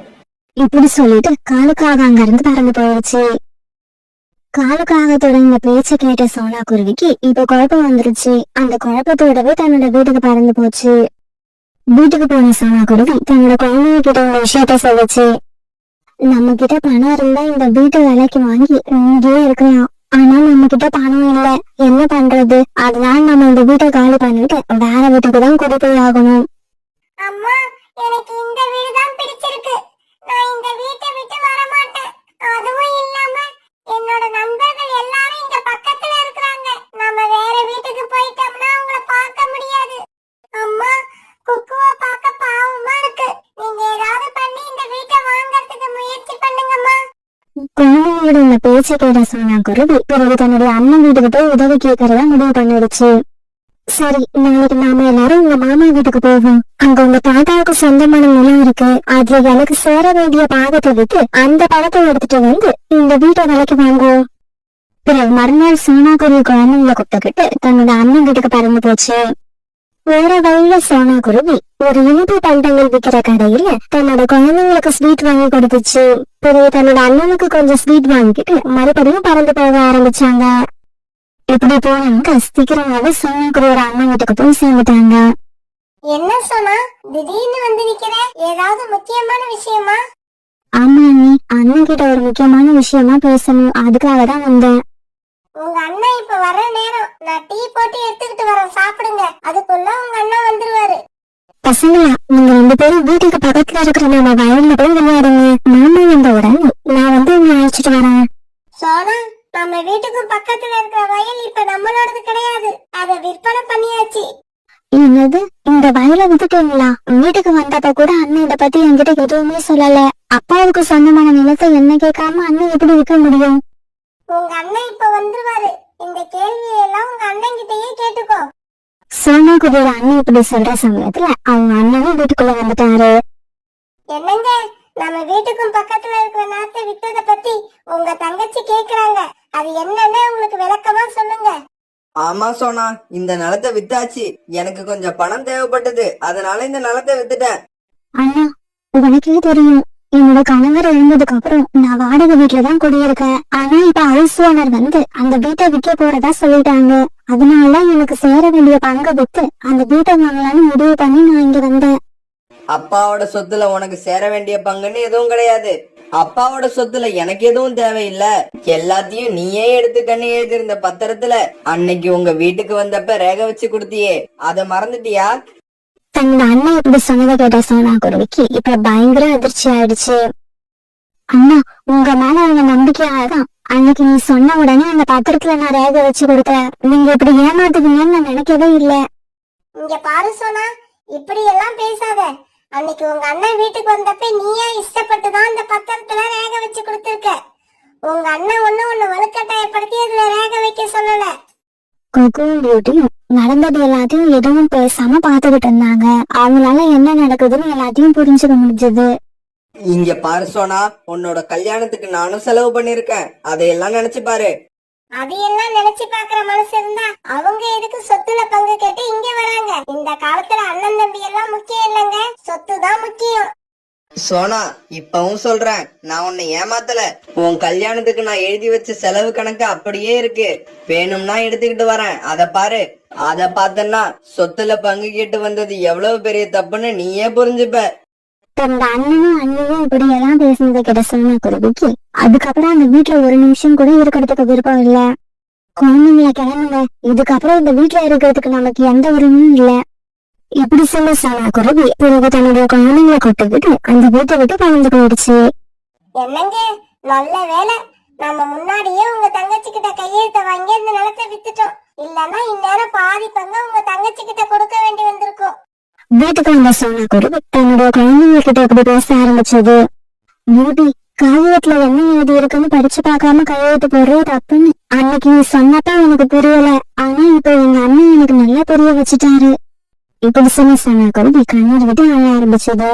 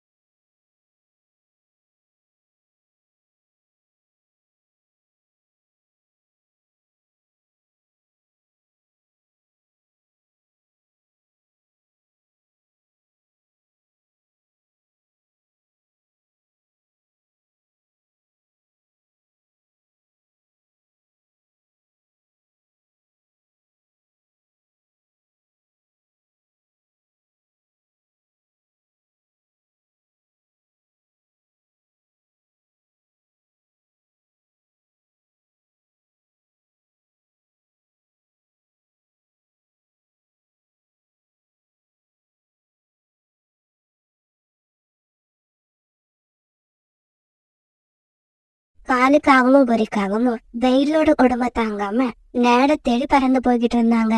ஆனா காவங்களோட நேரமும் என்னமோ தெரியல, எந்த இடத்துலயுமே இவங்க எதிர்பார்த்த மாதிரி நேரம் இல்ல. இந்த சமயத்துல தன்னோட அப்பா கூட போய்கிட்டு இருந்த ஒரு பேபி மேகம் ஒண்ணு காத்து அதிகமா வீசுறதால அப்பாவை விட்டு பிரிஞ்சு போயிடுச்சு. இப்படி தன்னோட அப்பாவை பிரிஞ்ச அந்த பேபி மேகம் அழுதுகிட்டே அப்பாவை தேட ஆரம்பிச்சது. கோரி, அங்க பாரு, ஒரு சின்ன மேகம் ஒண்ணு அழுதுகிட்டே வருது. வா, சீக்கிரமா போய் அதை பிடிச்சு என்ன விஷயம்னு விசாரிப்போம். இப்படி பேசிக்கிட்ட காவங்கள் 2 பேரும் பிறகு அந்த மேகத்தை பிடிச்சு நிப்பாட்டி இப்படி பேச ஆரம்பிச்சாங்க. ஆமா, நீ யாரு? எங்க போய்கிட்டு இருக்க? அங்கிள் ஜி, என்னை விட்டுடுங்க. நான் எங்க அப்பா கூட மிதந்து வந்துகிட்டு இருக்கிறப்ப திடீர்னு வேகமா வீசின காத்தால எங்க அப்பாவை தவற விட்டுட்டேன். இப்ப நான் அவரை தேடிதான் போயிட்டு இருக்கேன். அவரும் என்ன காணாம ரொம்ப கவலைப்படுவாரு. இங்க பாரு, வெயில் கொடுமை தாங்காம நாங்கெல்லாம் இவ்வளவு கஷ்டப்பட்டுகிட்டு இருக்கப்ப உனக்கு உங்க அப்பா கேக்குதா? உங்க அப்பா உன்னை தேடி இங்க வரட்டும். அவர்கிட்ட நான் பேச வேண்டியது நிறைய இருக்கு. பிறகு காணுக்காகவும் கோரிக்காகவும் சேர்ந்து அங்கிருந்த ஒரு கைத்தை எடுத்து அந்த மேகத்தை தட்டி போட்டாங்க. பிறகு கொஞ்ச நேரத்துல தன்னுடைய குழந்தைய தேடிட்டு வந்த அப்பா மேகம் காங்கள் கிட்ட தன்னோட குழந்தை இருக்கிறத பார்த்துட்டு அங்க வந்துச்சு. என்னோட குழந்தைய எதுக்காக கட்டி போட்டிருக்கீங்க? அவனை அவிர்த்து விடுங்க. நாங்க சுந்தரவன காட்டுக்கு போய் அங்க மழை பெஞ்சாகணும். இங்க பாரு, வெயிலால நாங்க ரொம்ப கஷ்டப்படுறோம். நீ எங்க காட்டுல மழை பெய்யாத வரைக்கும் உன்னோட குழந்தைய நாங்க விட மாட்டோம். இங்க பாருங்க, உங்க காட்டுல இது கோடை காலம். மழை பெய்யற சூழ்நிலை வர்றப்பதான் நாங்க இங்க வந்து மழை பெய்ய முடியும். இங்க பாருங்க காலேஜி, இந்த மேகம் இப்படியெல்லாம் சொன்னா கேட்காது. நீங்க இந்த பேபி மேகத்தை தூக்கிக்கிட்டு நம்ம வீட்டுக்கு வாங்க. இப்படி சொல்லிட்டு கோரிக்காக முன்னாடி பறந்து போக காலுக்காக அந்த பேபி மேகத்தை தூக்கிக்கிட்டு பின்னாடியே பறந்து போச்சு. இத பார்த்த அந்த அப்பா மேகமும் காவங்கள் பின்னாடியே மிதந்து போச்சு. இப்படி போன அந்த அப்பா மேகம் காவங்களோட பின்னாடியே போனதால காவங்களோட வீட்டுக்கு போய் சேர்ந்துருச்சு. என்னோட குழந்தைய அவிழ்த்து விடுங்க. நாங்க சுந்தரவன காட்டுக்கு போயாகணும். எங்களுக்கு நேரம் ஆகுது. மேகமே, நீ எங்க காட்டுல மழை பெய்யாத வரைக்கும் இந்த பேபி மேகத்தை நாங்க விடுதலை பண்ண மாட்டோம். நான் சொல்றத புரிஞ்சுக்கங்க. நான் மட்டும் உங்க காட்டுல மழை பெய்ய முடியாது. நிறைய மேகங்கள் சேர்ந்தாதான் உங்க காடு பூரா மழை பெய்ய முடியும். சரி, உன்னோட பேச்சுக்கே நாங்களும் வரோம். நீ இந்த காடு பூரா மழை பெய்ய வேண்டாம். அட்லீஸ்ட் எங்க வீட்டுக்கு மட்டுமாவது நீ மழை பெய்ஞ்சே ஆகணும். தயவு செய்து என்ன மன்னிச்சிடுங்க. எங்களோட தலைவரான மேகராஜா என்ன சுந்தரவன காட்டுல தான் மழை பெய்ய சொல்லிருக்காரு. நான் அதை என்னோட இஷ்டத்துக்கு மாத்தி உங்க காட்டுல மழை பெய்ய முடியாது. உன்னோட பேபி மேகம் உனக்கு வேணும்னா நீ எங்க வீட்டுக்கு மட்டுமாவது மழை பெய்ஞ்சே ஆகணும். இல்லன்னா நீ இங்க நிக்கிறது வேஸ்ட். இடத்த காலி பண்ணு. இவங்க இப்படி பேசிக்கிட்டு இருக்கும்போது ராத்திரி ஆயிடுச்சு. உடனே வேற வழியில்லாத அந்த அப்பா மேகம் காவல் வீட்டு மேல மட்டும் மழை பெய்ய ஆரம்பிச்சது. இப்படி மழை பெய்ய ஆரம்பிச்ச உடனே காணுக்காகவும் பொறிக்காகவும் ரொம்ப சந்தோஷமானாங்க. காலேஜி, இப்ப நம்ம வீடு நல்லா குளுமையா இருக்குல்ல? ஆமா கோரி, இதே மாதிரி இந்த மேகத்தை வச்சு தினமும் ராத்திரி நம்ம வீட்டுல மழை பெய்ய வைக்கணும். அதனால நீ இந்த பேபி மேகத்தை தூக்கி அந்த மரப்பட்டியில வச்சு மூடிடு. காலுக்காவும் இப்படி சொன்ன உடனே கோரிக்காவும் அந்த பேபி மேகத்தை தூக்கி ஒரு மரப்பட்டியில வச்சு மூடிடுச்சு. காலுக்காவத்தோட வீடும் சோனாக்குருவியோட வீடும் பக்கத்துல இருந்தது. அன்னைக்கு ராத்திரி மழை பெய்யுற சபத்தை கேட்டதும் சோனாக்குருவி ஜன்னல் வழியா எட்டி பார்த்தது.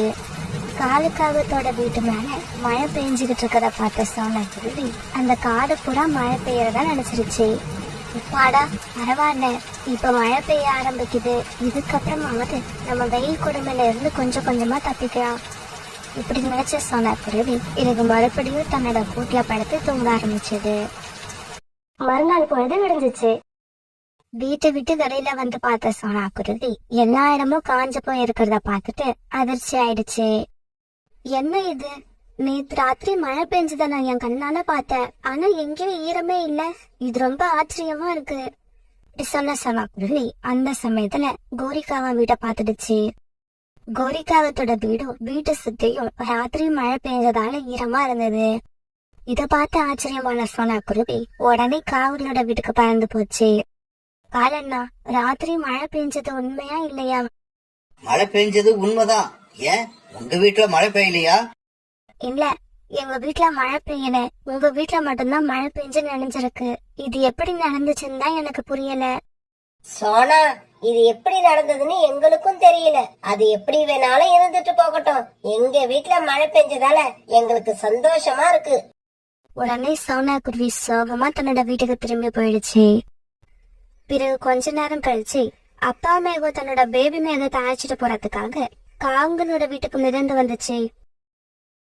ஆனா காங்கள் அந்த பேபி மேகத்தை விடுதலை பண்ண மறந்துட்டாங்க. இங்க பாரு, நீ உன்னோட குழந்தைய உயிரோட பாக்கணும்னா தினம் தினம் இதே மாதிரி ராத்திரியில வந்து எங்க வீட்டு மேல மழை பெஞ்சாகணும். முடியாதுன்னு சொன்னீன்னா உன்னோட குழந்தைய நாங்க கொன்னுடுவோம். கோரிக்காக சொன்னதை கேட்டு அப்பா மேகம் ரொம்பவும் பயந்து போயிடுச்சு. கண்ணீர் விட்டு அழுதுச்சு. காகங்களே, தயவு செய்து என்னோட குழந்தைய ஒண்ணும் பண்ணிடாதீங்க. நான் தினமும் ராத்திரி உங்க வீட்டுக்கு வந்து நீங்க சொன்ன மாதிரியே மழை பெய்யறேன். இங்க பாரு மேகமே, நீ இப்படி நல்ல பிள்ளையா நாங்க சொன்னதை கேட்டனா உன்னோட குழந்தைய நாங்க ஒன்னும் பண்ண மாட்டோம். அப்புறம் ஒரு விஷயம், இந்த விஷயத்தை நீ யார்கிட்டயும் சொல்லக்கூடாது. அப்படி யார்கிட்டயாவது சொல்லணும்னு நினைச்சேன்னா உன் குழந்தையோட உயிருக்கு ஆபத்து வந்துடும். பிறகு சோகமான மனசோட அப்பா மேகம் அங்கிருந்து மறந்து போயிடுச்சு. பிறகு காவல் சொன்ன மாதிரி தினமும் ராத்திரி அந்த அப்பா மேகம் காவங்களோட வீட்டுக்கு வந்து மழை பெய்ய ஆரம்பிச்சது. இப்படியே சில நாட்கள் நகர்ந்துச்சு. இப்படி தொடர்ந்து மழை பெய்ஞ்சதால காவங்களோட வீடு இருந்த மாமரத்துல இப்ப பூக்கள் பூத்து காய்கள் காய்க்க ஆரம்பிச்சது. அந்த காய்கள் எல்லாம் கொஞ்ச நாள்லயே பழமாவும் மாறிடுச்சு. காலுஜி, இங்க பாத்தீங்களா, நாம வீடு கட்டி இருக்கிற மரத்துல இப்ப மாம்பழங்கள் பழுக்க ஆரம்பிச்சிருச்சு. இந்த பேபி மேகம் நம்ம கிட்ட இருக்கிறதால நமக்கு நிறைய நன்மைகள் நடக்குது. ஆமா கோரி, அதனாலதான் சொல்றேன், அந்த பேபி மேகத்தை நாம எப்பவுமே விடுதலை பண்ணக்கூடாது. காவங்களோட வீட்டுல மட்டும் ராத்திரி மழை பெய்யுற விஷயம் கொஞ்சம் கொஞ்சமா அந்த காட்டுல உள்ள பறவைகள் எல்லாருக்கும் தெரிய ஆரம்பிச்சிருச்சு. ஆனா அதுக்கான காரணம் தான் யாருக்கும் தெரியல. சோனா, இது எப்படின்னு தெரியல. தினமும் ராத்திரி காகங்களோட வீட்டுல மட்டும் மழை பெய்யுது. ஆனா நம்ம காடு எப்போதும் போல வறண்டு கிடக்கு. புறாண்ணா, இந்த விஷயம் எனக்கு ஏற்கனவே தெரியும். தெரிஞ்சு என்ன பண்றது? நம்மளால எதுவும் பண்ண முடியாது. ஏன்னா மழை பெய்யுற விஷயம் இயற்கையானது. அதனால இதுல காவங்களோட சூழ்ச்சி எதுவும் இருக்காதுன்னு நினைக்கிறேன். அது எப்படியோ தினமும் மழை பெஞ்சதால காகங்கள் வீடு கட்டி இருக்கிற மாமரத்துல இப்ப மாம்பழங்கள் பழுத்திருக்கு. வாங்க அந்த மாம்பழங்களை பறிச்சு சாப்பிட்டுட்டு நாம நம்ம பசிய போக்கிப்போம். ஆமா, நான் கூட பார்த்தேன். நாம இப்பவே போய் அந்த காகங்கள் கிட்ட கேட்டு மாம்பழங்களை சாப்பிட்டுட்டு வருவோம். இப்படி பேசிக்கிட்ட சோனா குருவி, புறா, அரிட்டாக்கி இவங்க 3 பேரும் காவங்களோட வீட்டை நோக்கி பறந்து போனாங்க. கோரி, இந்த வருஷம் நம்ம காட்டுல என்ன நடக்குதுன்னு புரிஞ்சிக்கவே முடியல. இந்த காடே காஞ்சி போய் கிடக்கு. ஆனா உங்க வீட்டுக்கு மட்டும் மழை பெய்யுது. நம்ம காட்டுலயே இப்ப நீங்க வீடு கட்டி இருக்கிற மரத்துல மட்டும்தான் மாம்பழங்கள் பழுத்திருக்கு. ரீட்டா, எங்க மரத்துல மாம்பழங்கள் காய்ச்சி இருக்கிற விஷயத்த சொல்லதான் இவ்வளவு தூரம் வந்தீங்களா? இது எங்களுக்கு ஏற்கனவே தெரியும். இடத்த காலி பண்ணுங்க. இங்க பாரு கோரி, 2 நாளா எங்களுக்கு எந்த உணவும் கிடைக்கல. அதனால எங்களுக்கு ஆளுக்கு ஒரு மாம்பழம் கொடுங்க. நாங்களும் எங்களோட குழந்தைங்களும் அதை சாப்பிட்டு பசிய போக்கிப்போம். இங்க பாரு புறா, இப்படியெல்லாம் பாவமா பேசினா நான் இறக்கப்படுவேன்னு நினைச்சியா? இந்த கோரி கிட்ட இறக்கங்கிறதே கிடையாது. நீங்க எப்படிதான் கேட்டாலும் எங்க கிட்ட இருந்து நீங்க மாம்பழங்களை வாங்கவே முடியாது. அத முதல்ல தெரிஞ்சுக்கோங்க. கோரி அக்கா, கொஞ்சம் தயவு பண்ணுங்க. எங்க நிலைமைய கொஞ்சம் நினைச்சு பாருங்க. எங்களுக்கு ஆளுக்கு ஒரு மாம்பழம் வேண்டாம், ஒரே ஒரு மாம்பழம் கொடுங்க. அத நாங்க 3 பேரும் ஆளுக்கு கொஞ்சமா எடுத்துக்கிறோம். இங்க பாரு சோனா, நீங்க எல்லாம் என்ன பாவம் பண்ணினீங்களோ தெரியல. அதனாலதான் உங்க வீட்ல எல்லாம் மழை பெய்ய மாட்டேங்குது. போங்க போங்க, இதுக்கப்புறமாவது இந்த மாதிரி இத குடு அத குடுன்னு கேட்டு அடுத்தவங்களுக்கு தொல்லை கொடுக்காதீங்க. எங்களை மாதிரி யாருக்கும் தொல்லை கொடுக்காம வாழ கத்துக்கோங்க. இங்க பாருங்க, நீங்களா இடத்த காலி பண்றீங்களா, இல்ல நான் குச்சி எடுத்துக்கிட்டு வந்து அடிச்சு விரட்டட்டுமா? காங்கள் இப்படி இறக்கமே இல்லாம பேசின உடனே சோனா குருவி, புறா, அரிட்டாக்கிளி இவங்க 3 பேரும் அந்த இடத்தை விட்டு கிளம்பி உணவு தேட போனாங்க. இப்படி ரொம்ப தூரம் பறந்து போன இவங்களுக்கு எந்த உணவுமே கிடைக்கல. அதனால சோர்ந்து போன இவங்க 3 பேரும் ஒரு மரத்து மேல உட்கார்ந்தாங்க. அந்த சமயத்துல அங்க அழுதுகிட்டு இருந்த அப்பா மேகத்தை இவங்க பாத்துட்டாங்க. உடனே 3 பேரும் அழுதுகிட்டு இருக்க அந்த அப்பா மேகத்துக்கிட்ட போனாங்க. மேகண்ணா, ஏன் அழுவுறீங்க? என்ன ஆச்சு? இல்ல, என்னால எதுவும் சொல்ல முடியாது. நான் உங்ககிட்ட உண்மையை சொன்னா என்னோட குழந்தைய அந்த காகங்கள் கொன்னுடுவாங்க. இங்க பாரு மேகமே, உனக்கு என்ன பிரச்சனைன்னு நீ எங்க கிட்ட சொன்னாதான் அதுல இருந்து நீ வெளியே வர்றதுக்கான வழியை எங்களால சொல்ல முடியும். இப்படி காகங்களுக்கு பயந்து எங்க கிட்ட உண்மையை சொல்லலன்னா நீ கடைசி வரைக்கும் இப்படி அழுதுகிட்டே இருக்க வேண்டியதுதான். உடனே கொஞ்சம் தைரியம் வந்த அந்த அப்பா அம்மாக்கும் நடந்த எல்லாத்தையும் அவங்க கிட்ட சொல்ல ஆரம்பிச்சது. என்னோட குழந்தை உயிரை காப்பாத்துறதுக்காக தான் நான் தினமும் ராத்திரியில அந்த காகங்கள் வீட்டுல மட்டும் மழை பெய்யறேன். அப்பா அம்மா சொன்னது எல்லாத்தையும் கேட்டுட்ட சோனா குருவி, புறா, ரீட்டா கிளி எல்லாருக்குமே ரொம்ப கோபம் வந்தது. இந்த காகங்கள் செஞ்ச தவறுக்கு அவங்களுக்கு சரியான தண்டனை கிடைக்கணும். அதுக்கு ஒரே வழிதான் இருக்கு. மேகமே, நீ எங்க கூட வா, பருந்து மகாராஜாவை பார்த்து நடந்தது எல்லாத்தையும் சொல்லுவோம். பிறகு சோனா குருவி, புறா, ரீட்டா கிளி, அந்த அப்பா மேகம் 4 பேரும் பருந்து மகாராஜாவோட அரண்மனைக்கு பறந்து போனாங்க. பருந்து மகாராஜா நடந்த கதை எல்லாத்தையும் கேட்டு அந்த அப்பா மேகத்து மேல ரொம்பவும் இறக்கப்பட்டாரு. மேகமே, கவலைப்படாத. உன்னோட குழந்தைய எந்த ஆபத்தும் இல்லாம உன் கூட சேர்த்து வைக்க வேண்டியது என்னோட பொறுப்பு. இப்படி சொன்ன பருந்து மகாராஜா உடனே ஆந்தை வீரர்களை அந்த பறவைகள் கூட அனுப்பி வச்சாரு. இப்படி வந்த ஆந்தை வீரர்கள் காங்களோட வீட்டுக்குள்ள சிறப்பட்டு கிடந்த பேபி மேகத்தை விடுதலை பண்ணாங்க. உடனே அந்த பேபி மேகம் தன்னோட அப்பா மேகத்துக்குள்ள போய் சேர்ந்துருச்சு. இத பார்த்துட்டு சோனா குருவி, புறா, ரீட்டா கிளி இவங்க எல்லாருமே ரொம்ப சந்தோஷமானாங்க. பிறகு இவங்களுக்கு எல்லாம் நன்றி சொல்லிட்டு அப்பா மேகமும் அந்த பேபி மேகமும் அந்த இடத்தை விட்டு மிதந்து போனாங்க. காலக்காகத்தையும் கோரிக்காகத்தையும் ஆந்தை வீரர்கள் கைது பண்ணி பருந்து ராஜாவோட அரண்மனைக்கு அழைச்சிட்டு போனாங்க.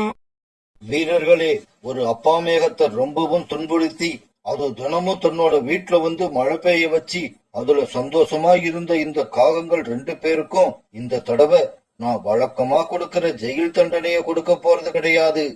அப்பாடா, இப்பதான் எனக்கு நிம்மதியா இருக்கு. காலேஜி, இந்த பருந்து மகாராஜா ரொம்ப நல்லவர் ஆயிட்டாரு. அநேகமா நம்மளை இப்ப விடுதலை பண்ணிடுவார்னு நினைக்கிறேன். கோரி, அவசரப்படாத.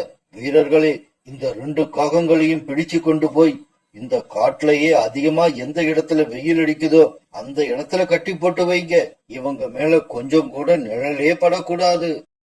பருந்து மகாராஜாவோட ஆணைப்படி ஆந்தை வீரர்களும் அவர் சொன்ன மாதிரி அதிகமா வெயில் அடிக்கிற இடமா தேடி கண்டுபிடிச்சு காலுக்காகத்தையும் கோரிக்காகத்தையும் அங்க கொண்டு போய் கட்டி போட்டாங்க. காலுஜி, இவ்வளவு நாளா அப்பா மேகத்தை மழை பெய்ய வச்சு வீட்டுல சுகமா இருந்த எனக்கு இந்த வெயில்ல நிக்கிறது ரொம்பவும் கஷ்டத்தை கொடுக்குது. கோரி, அடுத்தவங்களை துன்பப்படுத்தி அதுல சந்தோஷத்தை அனுபவிக்கிறவங்க எல்லாருமே என்னைக்காவது ஒரு நாள் இந்த மாதிரி கஷ்டத்தை அனுபவிச்சுதான். சோனா குருவி அந்த காட்டுல இருந்து ஒரு சின்ன கூட்டுல தன்னோட 2 குழந்தைங்களோட வாழ்ந்து வந்தது. குழந்தைங்க முட்டையில இருந்து வெளிவரத்துக்கு 2 நாளைக்கு முன்னாடி ஒரு விபத்துல அவங்களோட அப்பா ராணா குருவி இறந்து போயிடுச்சு. அதுல இருந்து குழந்தைங்கள வளர்க்குற முழு பொறுப்பும் சோனா குருவிக்கு வந்துருச்சு. குழந்தைங்களா, பத்திரமா இருங்க. அம்மா போய் உங்களுக்கு உணவு எடுத்துட்டு வர. நான் உணவு தேட போனதுக்கு அப்புறம் நீங்க என்ன செய்யணும்? கூட்டுல இருக்கிற இந்த இலைகளுக்கு அடியில நாங்க போய் ஒளிஞ்சுக்கணும். நீங்க வர்ற வரைக்கும் நாங்க அங்கேயே இருக்கணும். வெளியில வரக்கூடாது. அப்படி வெளியில வந்தா எங்களோட உயிருக்கு ஆபத்து வரும். சபாஷ் குழந்தைங்களா, நீங்க 2 பேருமே நல்ல புத்திசாலியா இருக்கீங்க. இப்படி சொன்ன சோனா குருவி பிறகு உணவு தேட வெளியில பறந்து போச்சு. இப்படி போன சோனா குருவி ரொம்ப நேரமா இங்கேயும் அங்கேயும் சுத்தி வந்தது. அதுக்கு உணவே கிடைக்கல. கொஞ்ச நேரத்துக்கு அப்புறம் ஒரு இடத்துல கொஞ்சம் தானியங்களை பார்த்தது. பிறகு அந்த தானியங்களை எடுத்துக்கிட்டு பறந்து வந்தப்ப ஒரு மரத்துல ஒரு பழம் இருக்கிறத பார்த்து அதையும் எடுத்துக்கிச்சு. அப்பாடா, இன்னைக்கு வேலை முடிஞ்சது. இதுக்கப்புறம் நம்ம கூட்டுக்கு போய் மீதி இருக்கிற நேரத்துல குழந்தைங்க கூட ஜாலியா விளையாடலாம். சோனா குருவி இப்படி நினைச்சுக்கிட்டு இருக்கும் போது அங்க காலுக்காகவும் கோரிக்காகவும் வந்தாங்க. சோனா, இந்த பழத்தை யார கேட்டுக்கிட்டு பறிச்ச? நான் நேத்தே இந்த பழத்தை பார்த்து வச்சுட்டு போயிருந்தேன். காயா இருக்குன்னு விட்டு வச்சுட்டு போனோம். அது பழமா பழுத்ததுக்கு அப்புறம் எடுத்துக்கலாம்னு பாக்குறியா? மரியாதையா அதை எங்க கிட்ட கொடுத்துரு. இங்க பாருங்க, என்னோட 2 குழந்தைங்களும் ரொம்ப சின்ன குழந்தைங்க. அவங்களுக்கு இன்னும் பார்க்க கூட தெரியல. இந்த பழத்தை அவங்களுக்காக தான் எடுத்துட்டு போறேன். வேணும்னா இந்த தானியங்களை நீங்க வச்சுக்கோங்க. உங்க வீட்டுல மட்டும்தான் குழந்தைங்கள் இருக்கா? எங்க வீட்டுல கூட தான் 2 குழந்தைங்க இருக்கு. காலேஜுக்கு நான் குழந்தை, எனக்கு காலேஜி குழந்தை. இப்ப இந்த பழத்தை கொடுக்க போறியா இல்லையா? இந்த காகங்களை பகைச்சுக்கிட்டா நம்ம உணவு தேட போறப்ப தனியா கூட்டுல இருக்க தன்னோட குழந்தைங்களுக்கு ஆபத்து வரும்னு புரிஞ்சுக்கிட்ட சோனா குருவி எதுவும் பேசாம அந்த பழத்தை எடுத்து கொடுத்துருச்சு. இந்த தானியத்தை நான் எடுத்துட்டு போலாமா? தாராளமா எடுத்துக்கிட்டு போலாம். அதையும் வாங்கிக்கிட்டு போற அளவுக்கு நாங்க ஒண்ணும் மோசமானவங்க கிடையாது. இப்படி சொன்ன அந்த காகங்கள் பழத்தை எடுத்துக்கிட்டு அங்க இருந்து பறந்து போனாங்க. அம்மா, இன்னைக்கு தானியங்கள் தான் கிடைச்சதா? பழங்கள் எதுவும் கிடைக்கலையா? குக்கு, இன்னைக்கு பழங்கள் எதுவும் கிடைக்கல. இன்னைக்கு தானியங்களை சாப்பிடுங்க. நாளைக்கு அம்மா உங்களுக்காக எப்படியாவது பழங்களை தேடி எடுத்துட்டு வரேன். பிறகு குழந்தைங்க 2 பேரும் அந்த தானியங்களை சாப்பிட்டாங்க.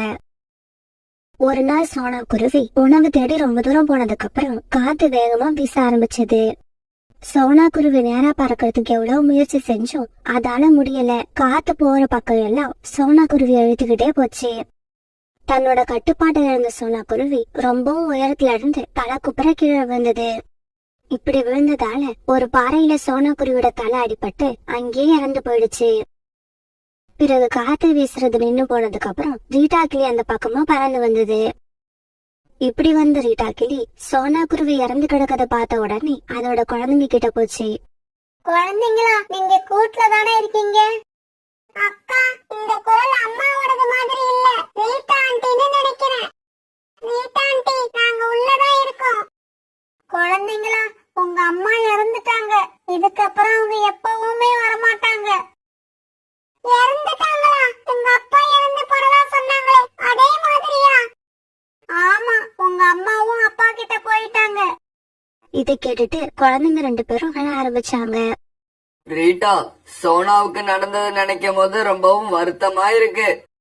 புறா, நாம வருத்தப்படுறதோட நின்னுடக் கூடாது. இந்த குழந்தைங்களுக்கு ஏதாவது உதவி செய்யணும். உதவியா? என்ன உதவி செய்யணும்னு சொல்ற? அந்த குழந்தைங்க ரொம்பவும் சின்ன குழந்தைங்க. யாருடைய ஆதரவும் இல்லாம அவங்களால வளர முடியாது. அதனால நாம 2 பேரும் ஆளுக்கு ஒரு குழந்தைய எடுத்து வளர்க்கலாம்னு சொல்றேன். காலுஜி, உங்களுக்கு ஒரு விஷயம் தெரியுமா? சோனா குருவி இறந்து போயிடுச்சான். ஆமா, நானும் அந்த விஷயத்த கேள்விப்பட்டேன். சோனா குருவியோட குழந்தைங்களை நினைச்சாதான் ரொம்ப பாவமா இருக்கு. காலுஜி, பேசாம அந்த 2 குழந்தைங்களையும் நாம எடுத்துக்கிட்டு வந்து வளர்க்கலாம்னு நினைக்கிறேன். கோரி, நிதானத்துலதான் இருக்கியா?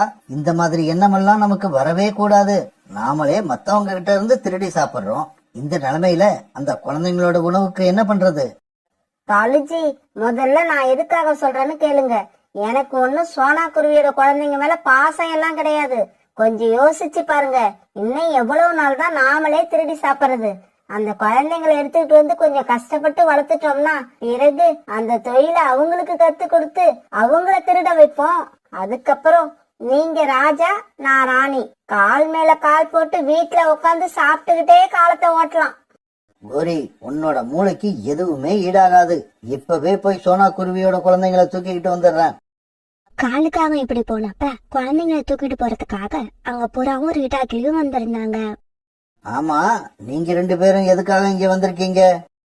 அம்மா இல்லாத இந்த குழந்தைங்களை நாங்க 2 பேரும் ஆளுக்கு ஒரு குழந்தைய தூக்கிட்டு போய் வளர்க்க போறோம். என்னது, ஆளுக்கு ஒரு குழந்தைய தூக்கிட்டு போக போறீங்களா? உங்களுக்கு ஏதாவது அறிவு இருக்கா? இந்த குழந்தைங்க அம்மாவையும் அப்பாவையும் அடுத்தடுத்து பறி கொடுத்துட்டு தவிச்சுக்கிட்டு இருக்காங்க. இந்த நிலைமையில அக்கா தம்பி 2 பேரையும் பிரிக்க நினைக்கிறது ரொம்ப தப்பு. அதனாலதான் நான் இந்த 2 குழந்தைங்களையுமே எடுத்துக்கிட்டு போய் வளர்க்கலாம்னு முடிவு பண்ணிருக்கேன். பிறகு புறாவும் ரீட்டா கிளியும் காலுக்காகத்தோட பேச்சை ஏத்துக்கிட்டாங்க. காலுக்காகவும் குழந்தைங்க கிட்ட இப்படி பேசுச்சு. குழந்தைங்களா, கவலைப்படாதீங்க. இன்னையில இருந்து உங்களை நான் எடுத்துக்கிட்டு போய் வளர்க்கறேன். அங்கிள், எங்களுக்கு இன்னும் பறக்க கூட தெரியாது. எங்களுக்கு தானியங்களை யார் கொண்டு வந்து கொடுப்பா? இங்க பாருங்க, நீங்க வளர்ற வரைக்கும் உங்களுக்கு தேவையானது எல்லாத்தையும் நான் செஞ்சு கொடுப்பேன். வளர்ந்ததுக்கு அப்புறம் எங்களுக்கு தேவையானதை நீங்க செஞ்சு கொடுக்கணும். இப்படி சொன்ன காலுக்காகவும் பிறகு 2 குழந்தைங்களையும் தன்னோட முதுகுல ஏத்திக்கிட்டு வீட்டை நோக்கி பறந்து போச்சு. குழந்தைங்களா, இந்த தானியங்களை சாப்பிடுங்க. இப்படி சொன்ன கோரி அந்த குழந்தைங்களுக்கு தானியங்களை கொடுத்தது. பியூட்டி, குக்கு 2 பேரும் பிறகு அந்த தானியங்களை சாப்பிட்டாங்க. பிறகு ராத்திரி எல்லாரும் படுத்து தூங்க ஆரம்பிச்சாங்க. பியூட்டிக்கும் குக்குக்கும் தூக்கமே வரல. அம்மாவை நினைச்சு அழுதுகிட்டே இருந்தாங்க. அம்மா, உங்களை மறக்கவே முடியல. உங்க நினைப்பு வந்துகிட்டே இருக்கு. இங்க பாரு குக்கு, இந்த வீட்ல நீ மட்டும் இல்ல, நாங்களும் இருக்கோம். இப்படி சத்தம் போட்டு தொந்தரவு கொடுக்க கூடாது. வாயை மூடிக்கிட்டு தூங்கணும். இங்க பாரு, இங்க உங்களுக்கு தானியங்களை மட்டும்தான் கொடுக்க முடியும். உங்க அம்மாவோட அன்பெல்லாம் கொடுக்க முடியாது. கோரிக்காக இப்படி சத்தம் போட்டதும் குக்கு பியூட்டி 2 பேரும் கண்ணை மூடி அழுதுகிட்டே தூங்கினாங்க. இப்படியே சில வருஷங்கள் நகர்ந்தன. பியூட்டியும் குக்கும் இப்ப நல்லா பறக்க கத்துக்கிட்டாங்க. காலேஜி 2 பேரும் நல்லா பறக்க கத்துக்கிட்டாங்க. இன்னைக்கு ராத்திரி தொழிலுக்கு போகும்போது இவங்களையும் அழைச்சுக்கிட்டு போங்க. இவ்வளவு நாள் இவங்களுக்கு உணவு போட்டு வளர்த்ததுக்கு பலன் கிடைக்க போற நேரம் வந்துருச்சு. பசங்களா, அப்பா வேலைக்கு போகும்போது உதவியா நீங்களும் போவீங்களா? அப்பா, நானும் உங்க கூட வேலைக்கு வரேன், உங்களுக்கு உதவி செய்யறேன். அப்பா, நானும் வரேன், என்னையும் அழைச்சுக்கிட்டு போங்க. பசங்களா, நீங்க சொல்றத கேட்கும் போது எனக்கு ரொம்ப சந்தோஷமா இருக்கு. 2 பேருமே அப்பா கூட போய் தொழில கத்துக்குங்க. இங்க பாருங்க, என் கூட வந்தீங்கன்னா நான் என்ன சொல்றேனோ அதை அப்படியே செய்யணும். பிறகு காலுக்காகவும் பியூட்டியையும் குக்குவையும் தான் கூட அழைச்சுக்கிட்டு போச்சு. அப்படியே உக்காந்துருக்கணும், சத்தமே போடக்கூடாது. அப்பா நமக்கு என்ன வேலை கத்து கொடுக்க போறாங்கன்னு தெரியாத அந்த 2 குழந்தைங்களும் அப்படியே உட்கார்ந்து இருந்தாங்க. இங்க பாருங்க பசங்களா, இப்ப இந்த வீட்டுல உள்ளவங்க எல்லாம் நல்லா தூங்கி இருப்பாங்க. நீங்க 2 பேரும் ஜன்னல் வழியா வீட்டுக்குள்ள போய் இருக்கிற உணவை எடுத்துக்கிட்டு சீக்கிரமா வெளியில வாங்க. என்னது, திருடணுமா? என்னால முடியாது. ஆமா, திருடுறது தப்புன்னு எங்க அம்மா எங்களுக்கு சொல்லி கொடுத்திருக்காங்க. உழைச்சுதான் சாப்பிடணும், அடுத்தவங்க பொருளை எடுக்கிறது தப்பு. உங்க 2 பேரையும் சின்ன வயசுல இருந்து கஷ்டப்பட்டு வளர்த்ததுக்கு எனக்கு ரொம்ப அழகா பாடம் எடுக்கிறீங்க. எனக்கு வர்ற ஆத்திரத்துல உங்க 2 பேரையும் என்ன பண்றதுன்னே தெரியல. இப்ப நீங்க 2 பேரும் நான் சொன்னதை செய்யல, எனக்கு கெட்ட கோபம் வரும். பிறகு அந்த இடத்தை விட்டு கிளம்புன குக்கும் பியூட்டியும் அந்த வீட்டுக்குள்ள போகாம நேரா காலுக்காகத்தோட வீட்டுக்கு பறந்து போனாங்க. இந்த குழந்தைங்களுக்கு இவ்வளவு நாளா உணவு கொடுத்து வளர்த்ததெல்லாம் வீணா போயிடுச்சு. என்னது, நீங்க மட்டும் வந்திருக்கீங்க? அப்பா எங்க? எங்களை திருட சொன்னாங்க, நாங்க திருட முடியாதுன்னு சொல்லிட்டு வீட்டுக்கு வந்துட்டோம். அம்மா, அப்பா வந்ததும் அடுத்தவங்க பொருளை திருடுறது தப்புன்னு அப்பாவுக்கு சொல்லுங்க. என்னது, திருடுறது தப்புன்னு சொல்லணுமா? இங்க பாருங்க பசங்களா, நீங்க திருடுவீங்கன்னு நம்பிக்கை வச்சுதான் உங்களை இத்தனை நாளா உங்களுக்கு உணவு கொடுத்து வளர்த்தோம். நாங்க திருட மாட்டோம், திருடுறது தப்புன்னு இப்ப சொல்றீங்க. இந்த சமயத்துல அந்த வீட்டுல இருந்து தானியங்களை திருடிக்கிட்டு காலுக்காக வீட்டுக்குள்ள வந்துச்சு. கோரி, உனக்கு விஷயம் தெரியுமா? நாங்க திருட மாட்டோம்னு சொல்லிட்டு இவங்க 2 பேரும் வீட்டுக்கு வந்துட்டாங்க. சொன்னாங்க அங்க நடந்த கதை எல்லாத்தையும் வந்து சொன்னாங்க.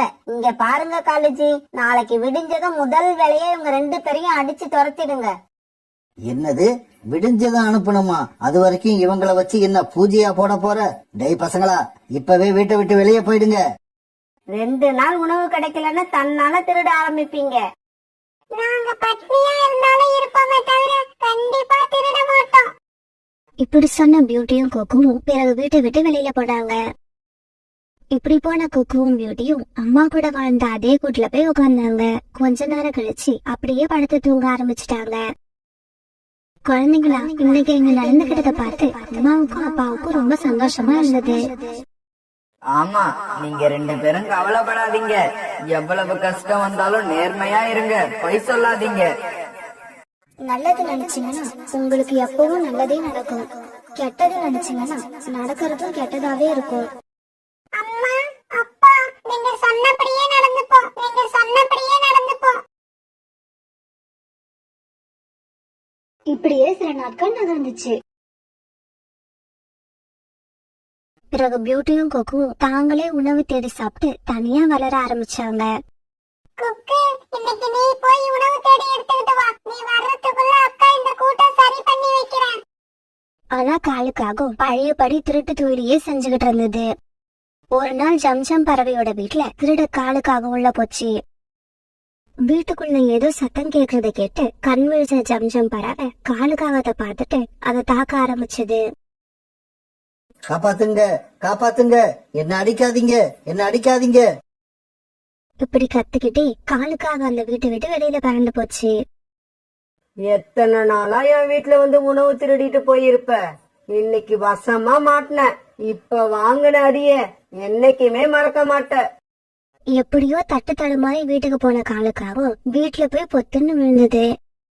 காலேஜி, என்ன ஆச்சு? உங்க ரெக்கையில இருந்து இவ்வளவு ரத்தம் வருது. காலுக்காக அழுதுகிட்டே நடந்தது எல்லாத்தையும் சொல்லுச்சு. கோரி, இதுக்கப்புறம் என்னால பறக்க முடியாதுன்னு நினைக்கிறேன். என்னோட ரெக்கைகள்ல வலி ரொம்ப அதிகமா இருக்கு. காலுக்காகம் இப்படி சொன்னதை கேட்ட கோரிக்காகமும் அழ ஆரம்பிச்சது. காலுஜி, இனிமே நான் உங்களை பாப்பனா இல்ல உணவு தேடி எடுத்துக்கிட்டு வருவனா எனக்கு எதுவுமே புரியல. வாழ்க்கையே இருந்து போன மாதிரி இருக்கு. இப்படி அழ ஆரம்பிச்ச கோரிக்காகம் மறுநாள் காலையில வரைக்கும் அழுதுகிட்டே இருந்தது. காலையில யாரோ வாசல் கதவு தட்டுற சத்தம் கேட்டது. கோரி வாசலுக்கு போய் பார்த்தப்ப குக்கும் பியூட்டியும் அங்க இருந்தாங்க. அம்மா, அப்பாவால இதுக்கப்புறம் பறக்க முடியாதுன்னு கேள்விப்பட்டோம். அத நினைச்சு அழாதீங்கம்மா. இதுக்கப்புறம் உங்களுக்கும் அப்பாவுக்கும் நாங்க உணவு எடுத்துக்கிட்டு வரோம். ஆமாம்மா, நீங்க எங்களுக்கு உணவு கொடுத்து வளர்த்தீங்க. இப்ப எங்களோட முறை வந்திருக்கு. நாங்க இனிமே உங்க கூடவே இருக்கோம். உங்களுக்கு தேவையானது எல்லாத்தையும் செய்யறோம். ஆனா தயவு செய்து எங்களை திருட சொல்லாதீங்கம்மா. நாங்க நேர்மையான முறையில வாழ்ந்து உங்களையும் அப்பாவையும் சந்தோஷமா வச்சிருப்போம். இப்படி சொன்ன அந்த குழந்தைகளை கோரிக்காவை அழுதுகிட்டே தன்னோட ரெக்கையால அடைச்சுக்கிச்சு. குழந்தைங்களா, நீங்க 2 பேரும் ஜெயிச்சிட்டீங்க. உங்களோட நேர்மைக்கு முன்னால எங்களோட திருட்டுத்தனம் தோத்து போயிடுச்சு. குழந்தைங்களா, இதுக்கப்புறம் நீங்க எங்க கூடவே இருங்க. எங்களை விட்டுட்டு எங்கேயும் போயிடாதீங்க. அதுக்கப்புறம் குக்கும் பியூட்டியும் அதே வீட்டுல வாழ்ந்து காலுக்காவத்தையும் கோரிக்காவத்தையும் ரொம்ப சந்தோஷமா வச்சுக்கிட்டாங்க. இங்க பாருங்க நண்பர்களா, எல்லாரும் எப்பவும் நேர்மையாவும் உண்மையாவும் இருங்க. அப்படி இருக்கிறவங்களுக்கு எப்பவுமே தோல்வியே கிடையாது.